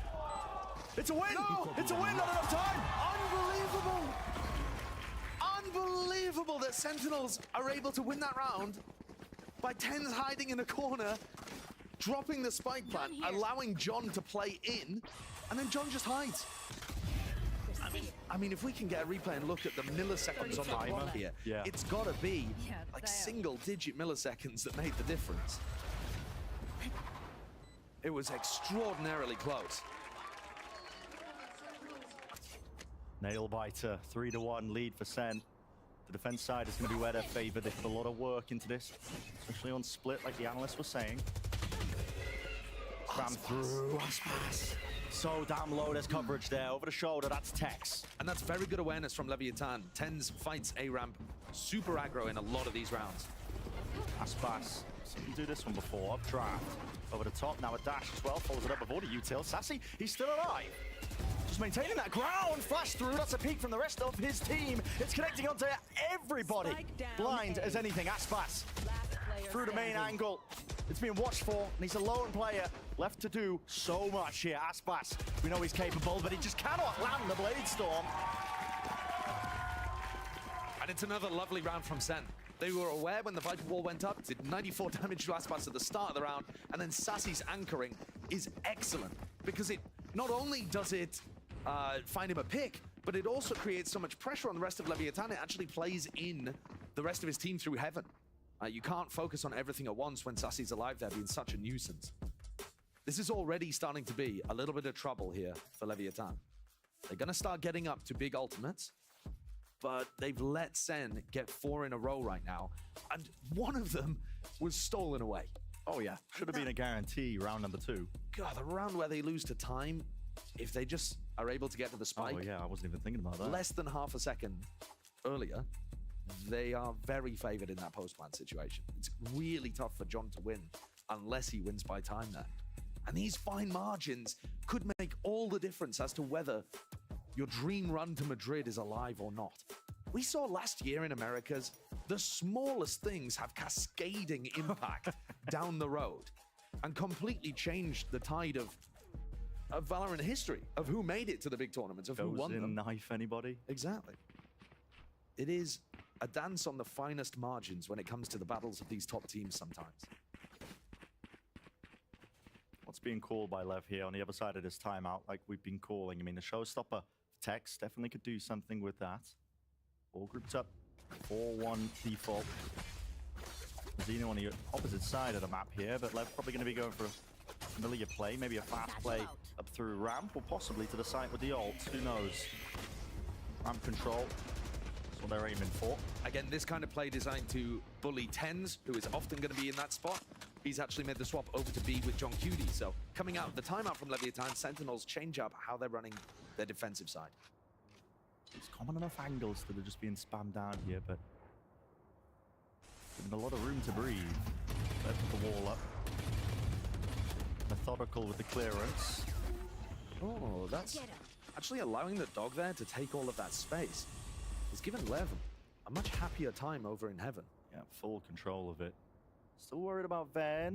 Aspas! That's a huge pick. Lovely adjustment. So much more threat now as to where Leviathan can go in the map. They can be in B Heaven right now, but instead, Lev, it looks like the best call of action here is to go from Heaven to site with Tex's ult. And it's going to be so difficult for Sassy. And Sassy marooned, isn't he? On an island into the corner. This time the nade will clear him out surely. Dash forwards there. Sassy still gets the one. Follow-up second, spamming, spraying and praying. Only with the Phantom, though, it's damage. Bullets going wide here. Plant for King. Themselves now into this post-plant. Casino from afar will be, again, the backup, potentially with the stars, but already in, straight into elbow damage. Weakened. Second on 12 HP. How did they get themselves into this one? It's almost an impossibility. Maybe with a satchel to set up the play, but nobody wants to peek for it. Leading the charge, Zekken. Weaken a player, showstopper, and fired! 2 versus 2. You gotta get a move on here. Players round Zekken. 12 health still. And trying to do it versus the star player of this team, Aspas. He bides this time. He waits it out. He knows he's got a cross, but he misses the initial shot. A tap. Zekken baiting, but ice cold from Aspas. He knows how to win it out. Immaculately played with the timing there from Aspas. You'll often see the superstar players go for the clip. Not him, not in that moment. Making sure that Lev get on the board coming out of their timeout round. And that opener onto Celsius was also a huge one for Lev to be able to get into the site and commit somewhere knowing that their back was clear. Second really made a try of it there, though. All as the lowest player. Really did make it look dangerous. Leviathan are putting an enormous emphasis on dominating ramp control at the start of these rounds. Same play almost every single time, just with the pull comboed up. Hoping to catch a player that might just be overextending, like you said, you know, Tens playing in that position from time to time. Extremely reminiscent of the game that Finesse called against EG last year. All of this pressure A ramp opens up mid. When you look at it, they've rotated 4 players over to try to deal with any potential A heaven push. Only now is Sassy going back to make sure that there hasn't been a deep lurk.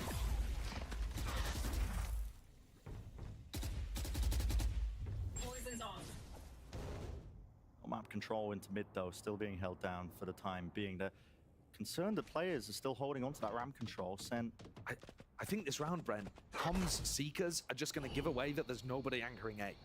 If Com decides to use it at some point, they should be able to get a post-plant Viper's pit down.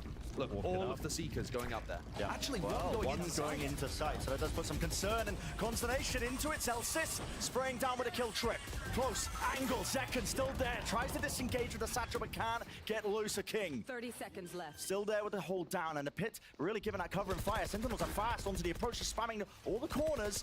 Not into the usual places, but it does allow them to get into the site. This is so difficult, so awkward for Lev. They could just get swung through. Sassy, though, has no flash.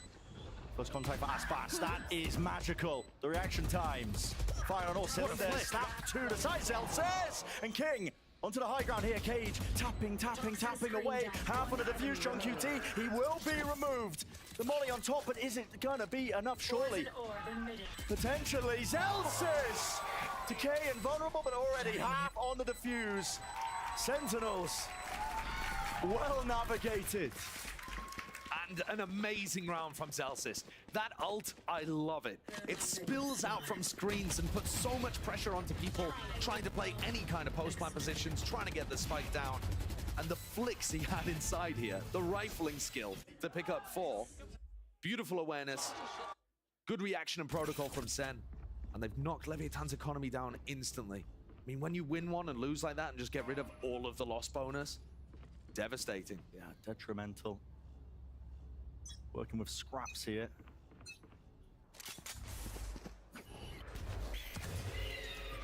One of the ways that Leviathan were able to put some pressure on Loud and cause some of that chaos was by getting these lurks in through A. It's so much more difficult to do that when there's a Cypher on the other side. You don't know when you're going to hit a trip or a cam. This time, though, John, reluctant to dominate this smoke with Aspas having popped his knives. Could be inside of it. He certainly was. I hear that dash here. More control. All for the side here. The Viper's pit, though, that's going to be blocking off the screen's angle. It allows King to play deep into it, but it doesn't cover the actual spike. They're committing the Cosmic Divide into this. It's on a weaker buy round, a really all-in approach from Lev, and it has to come up with the goods. Aspas, still with the Blade Storm. Smoke dropped down. He's just trying to sow some chaos into it, make sure he can play the distraction, but it's all being watched for. 2 players there, still from the main angle. Mazzino a tap onto this one, round to the back, and he does bite back, half on the defuse. Zelsis. The pull wasn't in time for this one. Re-smoked off as well. That's going to be putting this all on the line. The pressure there. Sentinels. They have it all under control. That's really bizarre from Leviathan that they weren't allowed to apply any pressure there to the diffuse. They had the pull. The pull was a little late and already allowed half to come on. And then there didn't really seem to be a game plan for the follow-up. The retakes from Sen are calm, controlled. They go through the motions, ensure that they punish anybody that tries to refight for heaven or swing onto that diffuser. I love the methodical approach that Sentinels have.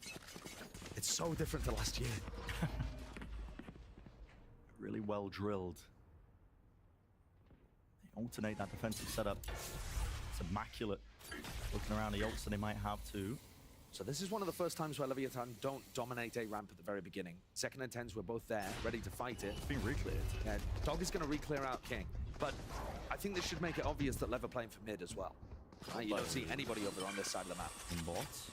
King.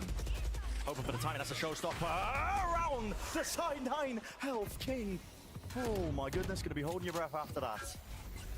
Tagged up, delayed. Zelsis is there with the snake bites, still trying to just lock down control of this heaven area. Now, there's going to be that pressure onto John QT. Has to play within his cages, backing away. Maybe he can point straight to the Tracers. They're going to be swarming his position on from the high ground approach. He doesn't know which angle to watch for. How does he get that kill?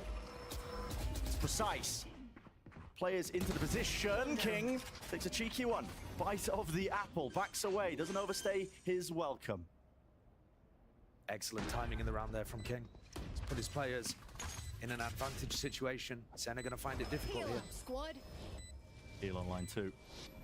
Pop these players right back up. Crossfire. All into Spawn. How do they deal with this? It's all watched into main. The movement tends, attempting to jiggle and force that fight out, at least isolate it. Has to be given up now by Sen. They realize it. Big player disadvantage, so Lev. Great round for them to get themselves back onto their feet. A really important. They've got to keep these guns intact. Yeah, it is important. I mean, they're pretty fine in their current situation. They would still be fine even if they lost another one. But yeah, Lev's economy is only just starting to build up. So they would like to keep it as healthy as possible. A reminder, Leviathan picked the attack side to begin with, right? And this composition, often we've seen it go really well on the attack side. The double duelists can be explosive, difficult to deal with. But Sen have got a very nice idea of when they want to play retake, how they want to slowly clear out the rest of the map and put pressure on Lev in the post plan. But when you heard the devs talk about the map pool, this is where they were expecting Sen to have the largest advantage. I think that makes sense as well.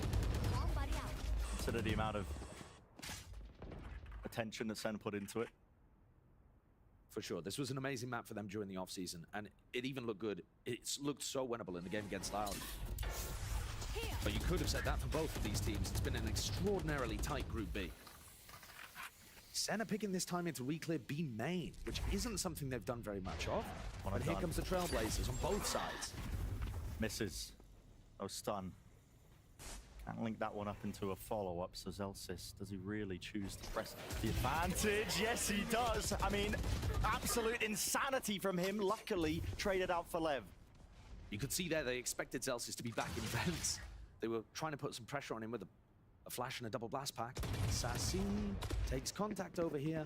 He's got Tens and Zekken, the young'uns of the squad, to back him up.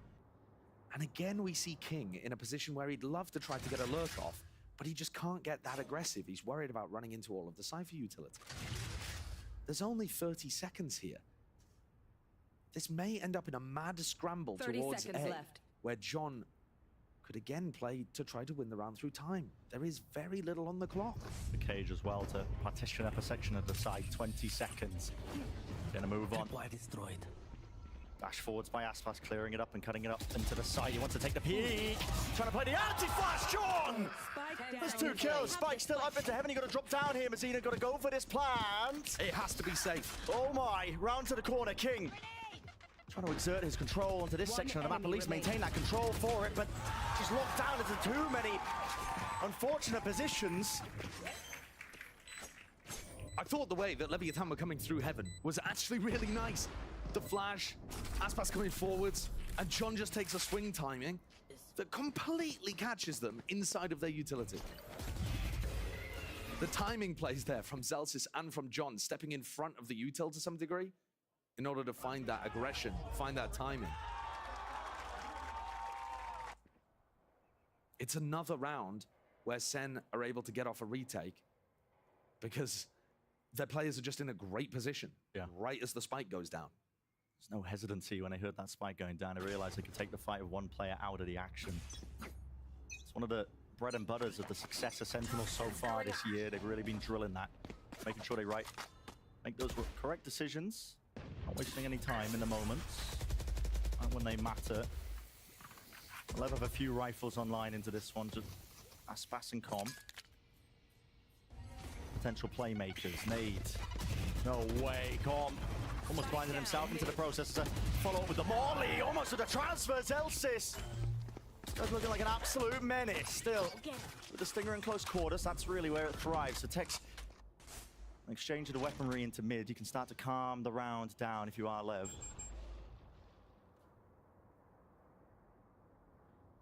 King knows that there's a camera up here, breaks it, maintains a little bit of pressure over towards A heaven. In the meantime, Tens is walking out B main, just using that info and having some bravery to go and take a risk. You could argue it's unnecessary in this kind of round, but Lev have picked up 2 rifles. It's quite even. Second looking for the walkout. Sees it, first shot. Not quite landing to the dome, but it's damage done equally. Has to back away and respect this now. Plant onto B. Satchel out. Section to the side here. Lev seeking to reclaim a bit more ground. Pushing forwards into... This ult is so good. Big ult. It lets second and tens know whether or not they're being pressured. Oh, and a small phase. Mazzino, who's just trying to cross into a better position, a better angle. It's all onto Tex, really, with the rifle. King, what can you do? Only with the Sheriff wrapping around. Attack onto the defuse. Tens, they're picking them apart here. And the damage, far too weak. Tex just can't make a play. 8 rounds now for Sen. You are really seeing the advantage here for Sentinels taking the offseason super seriously, drilling all of these setups, protocols. The team is on the same page. They're decisive with each other, not making too many individual moves. Even when Tens makes this repush out through B main, he comes back to Zekken, and they play together off each other. Very nicely. Watch the B pop, but you guys need to not rotate off A. Yeah, because remember that Ash roll here? And you hear there's Zelsis drilling out what his team needs to be looking out for in round 12. It's not going to be the B pop though. Everybody from Lev getting ready to burst into the A site. Potentially again using that showstopper, but it's the final round of this first half. How do they take it? Early flash being utilized by Sen. Put some pause and hesitation into the play of Lev. They can't quite gain that ground like they were hoping for, but now taking it in a different direction. Cosmic Divide playing in front of it. Sassy's there, backing. Now away, kill trip, Tex. Just trying to hold this one for us, but he's lit up like a Christmas tree, and you can play Ring Around the Roses, weaving in and out. The Cosmic Divide, it does not matter, will not protect him.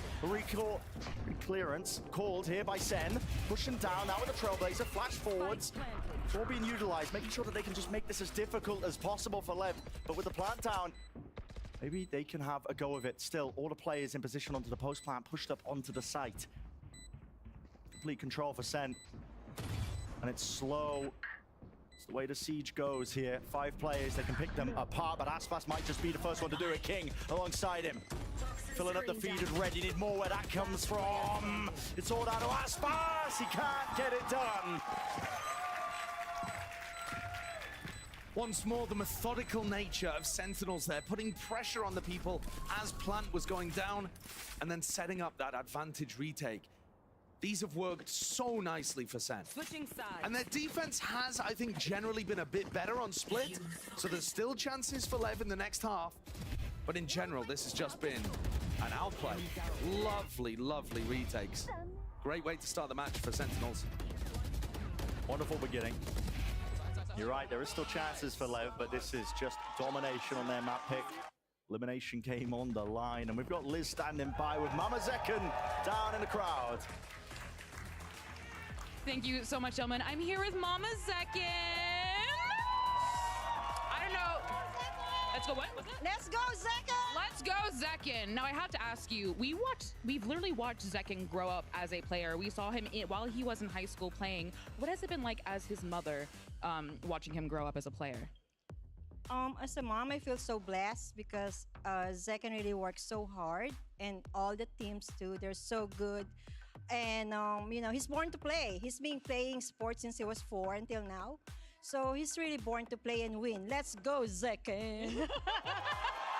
Let's go, Zekken. Now I have to ask, because as someone who's also from the greatest state in the Union, New Jersey, well, I'm not New Jersey's finest, I am New Jersey's dumbest, but I know it's a very far away state. So having Zekken move literally across the country to achieve his dream, what was that like? It's a lot of hard work, to be honest. You know, we gotta like make sure that we get in touch with the school, the management, and everybody. So, you know, he's a very professional esports player and a very good A student. I feel so blessed that he finished high school with good grades, like A student. I'm so blessed. And until now, you know, make your dream come true, guys. You know, dreams really can happen, you know. Yes, they can. Now, if Zekken could hear you right now, what would you want to say to him? Zekken, we're so proud of you. Have fun and kick butt. Bring home the trophy, boy.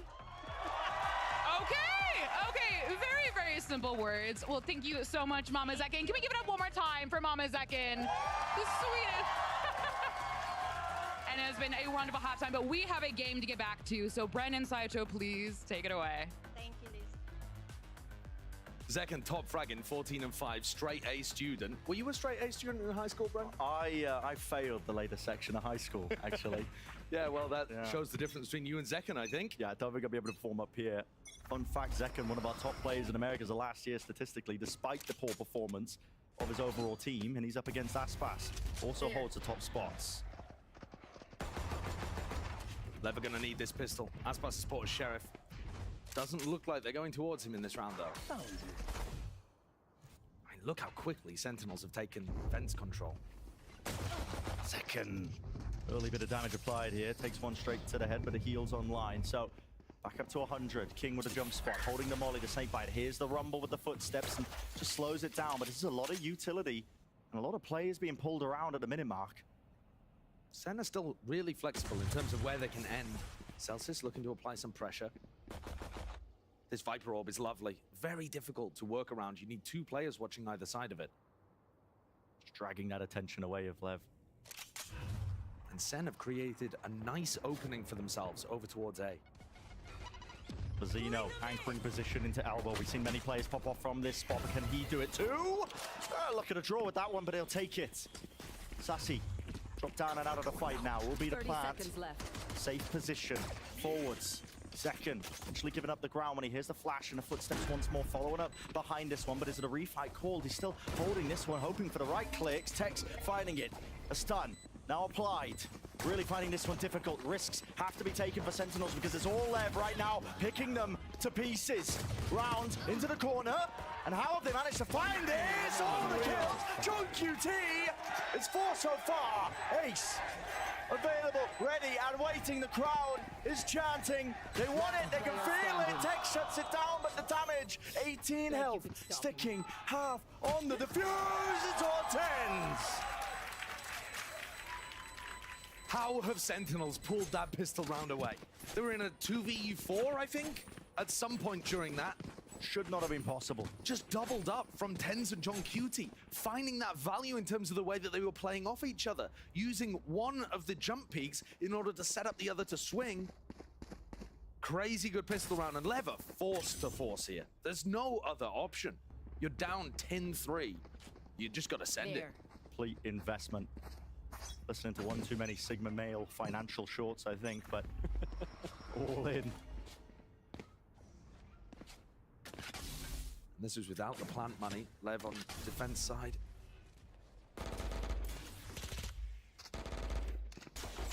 Revealing their hands with the early bullets coming through straight through mid. But Sentinel's not eager to fight there. Just that pressure applied. Concealment. Set the sights onto B main. Jiggle. Not punished by Mazzino. He grabs that info. Poison orb emitting. Look at how annoying this Viper Orb is. Gives them ground into B main, and a call is being made here right at the minute mark. Well, slightly util with the satchel forward, still using the orb to cross into the site, and they're trying to flood attempt to defend this one left. Will it be enough? Zekken! Just run straight wide there. Into hell, into the smoke. Playing off of instinct. Plant. Not push back. Exactly 4 players up now. Ult online with a neural theft. That's going to be spotting out where any of these potential players are. And Zekken, of course, he jumps on the chance. Bomb removed. 2 players left for Lev, and it's everything that has to be invested. It's a miracle if they win this one. They're going to go for it. You have to at this point.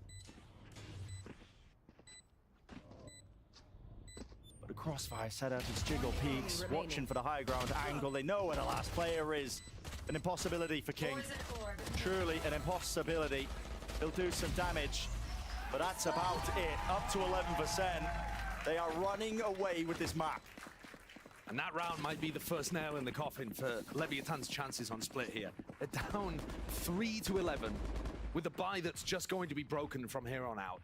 Whatever they can possibly afford has just got to be invested every time.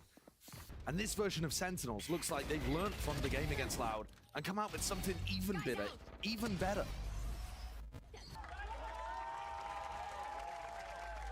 better and quite bitter for Lev, honestly. Hard to swallow in this instance. You're right, Josh, you know, have to invest it all every single round just to stand a chance. Cautious at the beginning. Seeing that jump spot now. There. No Kings playing into this tucked angle. As soon as the orb goes down, I'll see the timing for them. I'm even waiting for it to go down. That is so damn fast! The dog doing the damage again. The kill!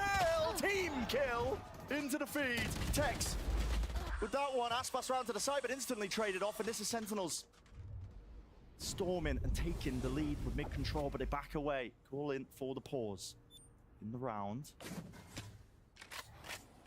This is so difficult for Leviathan. With only 2 players left alive, Mazzino's forced to be aggressive in order to try and find some information.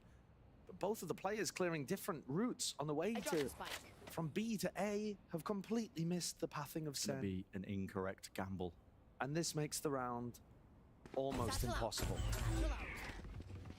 They'll be in a disadvantaged situation with no idea where the Sentinels players are positioned, trying to pull off the retake.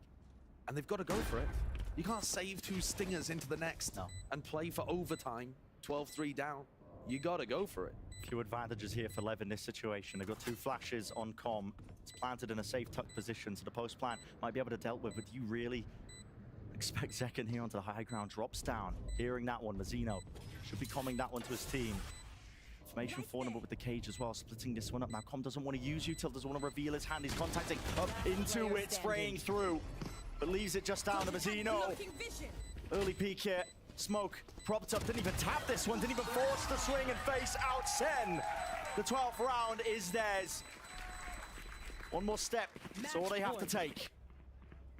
This is an absolute outclassing from Sen on this map. And yeah, these last few rounds, Leviathan's economy has been put in a bad position, and they're having to send whatever they can. I mean, the way that Sen are bursting through what Lev are doing on the defense side, it's so nice. Every idea is there and tight for Sentinels on split. Kill them. And Zekken continues to dominate on the entries, 17 and 7. He's the spearhead for the team. Being set up for all of this, and he's delivering. Tap, tap goes King, but the bullets don't land. I threaten. Orbs over the top, heaven controls already. There's Paranoia, bit of a whiffage there. That was Tenses, I believe, connecting onto him, but Zelts is also being brought down. King into the elbow angle here. No one else to help him. Good movement in the end, but it's traded instantaneously. I have the spike. Spike planted. All of these players from Sentinels, very grouped up. A little more awkward for them. Positioning is a nasty one. You have to try and take the fight to them. That's the cause of that flash out wide. Stunned still up. It's being covered. Showstopper. It's well earned now. And out wide, playing for the fuse timer, really biding his time. Zekken, he's boasting. He's beckoning them. Come towards me if you dare. But has he bought enough time for the slam dunk finish? Aspas ripping the head off Tens. In through the back now. Zekken, nowhere to run, nowhere to hide. Double dunk. Dodging and juking. Sassy. Time is not on their side. Sentinels winning map number 1. And what a way to finish with Sassy putting down Aspas. The superstar player from Leviathan just never got an opportunity into this game. Complete team outplay from Sentinels, looking immaculate there on split. This was the map where we expected Sentinels to have the best chance against Leviathan. But I don't think we were expecting it to be this one-sided. 13-3 indicates that Sen should have great chances even when the map pool gets more difficult later on. This was an outclassing. Pure domination. I mean, how many situations does Sen find themselves in, either with a man disadvantage or what, but even a positioning disadvantage, and they would just barrel their way through. Zekken had an unreal individual performance. Insane stuff. While we're stepping away, up next, GB and the analyst desk will be breaking it all down. So don't go anywhere. You don't want to miss it.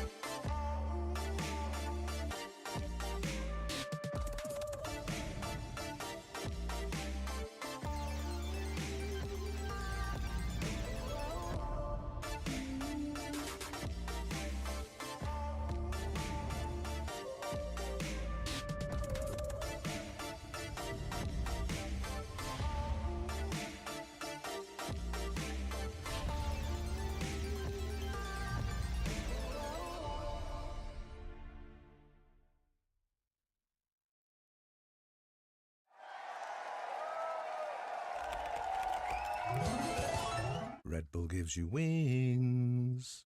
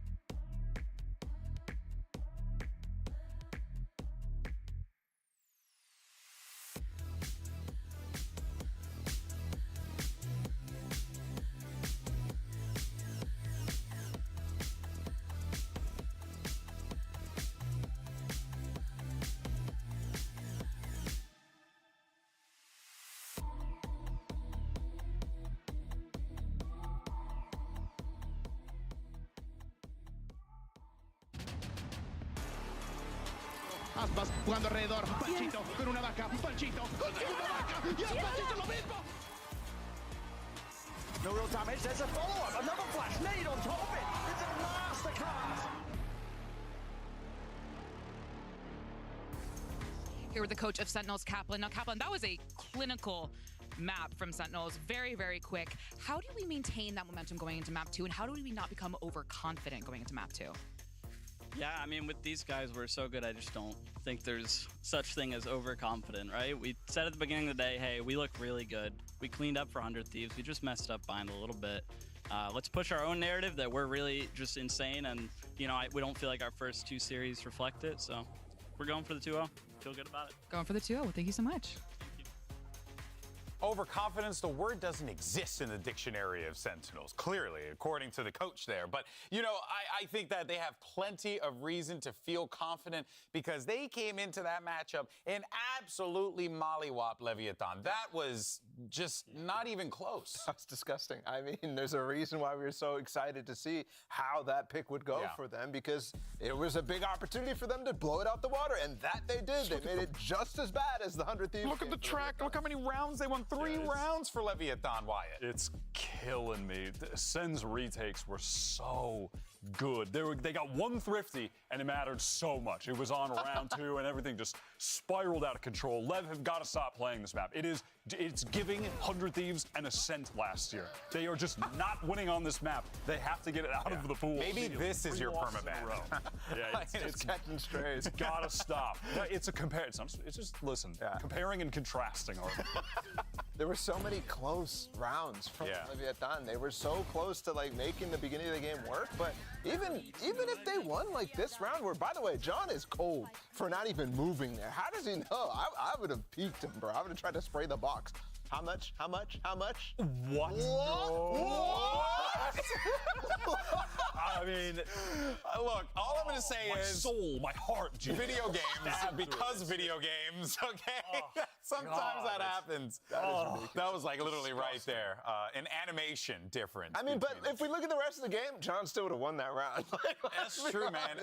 That round could have happened. I don't know if that would have been enough to like catapult Leviathan into the situation, because it just felt like time and time again, if it wasn't like the great plays, and of course like players like Celsius going huge as well, like there was just so much good coming out of Sentinel's side that even if they were able to get that round win, I just don't know if that was going to be the case. It was coming from the retakes, just like this one right now with Celsius. He got that So clean. early Viper's pit out. It was like just as the spike was about to get planted, pit, they're immediately scaling out into the site. He's running and gunning, going crazy, looking handsome with that male model pose in the photo. Gorgeous man. But it's those moments. The retakes were so good. Lev weren't proactive after they got the spike down, and Sen were just getting those full retake execs off every time. It led them to like 4 clutches or something like that, and that just kills any momentum that you could have if you're Leviathan. I was kind of giving them a little bit of slack about the map coming into this series, but now I can't, man. That's not good. That's not forgivable. I mean, that's also, when you think about it too, Leviathan was good on split with that comp last year. They were fantastic at controlling mid, at doing so many things to use that double duelist, and here it's just like, yeah, it's different players, but the comp plays the same. I mean, look, that is true. It is different players, though, different coach, different everything, right? I don't disagree with you, though. I also think that at this point, if you're Leviathan, split's got to go, right? And that's it. But let's actually go ahead and hear from the coach of Leviathan to hear what he had to say going into map 2. I'm here with Goked from Leviathan. Now, that map did not go your way, but there is a map 2. What are we changing for map 2 to bring it to a map 3? I think especially we need to speed up the tempo. Like we were having some reads, but we were taking like way too long to execute it. And the tank was just running against us all the time, and we were in pretty bad situations. So I think we just need to speed up a notch and really play like more confident and more eager to play the rounds. Best of luck. Well, we'll need to see them up that pace and momentum going into map 2 here, which is going to be quite a challenge. Sentinels could very well close this one out here, Bala, 2-0, and send a super team home, and then we have to start asking some questions. Yeah, absolutely. This is a good map for Sentinels, too. I mean, this is perfect, like you said, I think, in terms of the map, Vito. This is a Kaplan special, I would say, for Breeze coming back into the pool here. And, yeah, this is going to be tough for Leviathan to bounce back. 13-3 is not a scoreline that you want to start a series on. But what are the win cons? What are the win conditions here for Leviathan? What do they do to stop this momentum from Sentinels, Wyatt? Pitch me. Pitch you on the Pitch momentum. me. Put on a turtleneck and sell me an app. I mean, it's got to be individual, right? I think it's got to be Ospas. That guy was not in any of the plays. Like, any of the retakes that you're talking about so long, like, Breeze is a map where he has to be involved. Yeah, absolutely. This is just, Breeze and Split are very different maps. Of course. We're going to a totally different. And for those who don't know, how is it different? Well, Breeze is just so open. I mean, Split is just everything on Split is a little cubby. Breeze is wide open. You get an off on a guy like Ospas on a map like this, you're going to see results from that on its own. And also just results based. We have seen, it was, I believe, just in the offseason, but Lev, they did have good results on this map. Of course, Sen did as well, but it lends itself to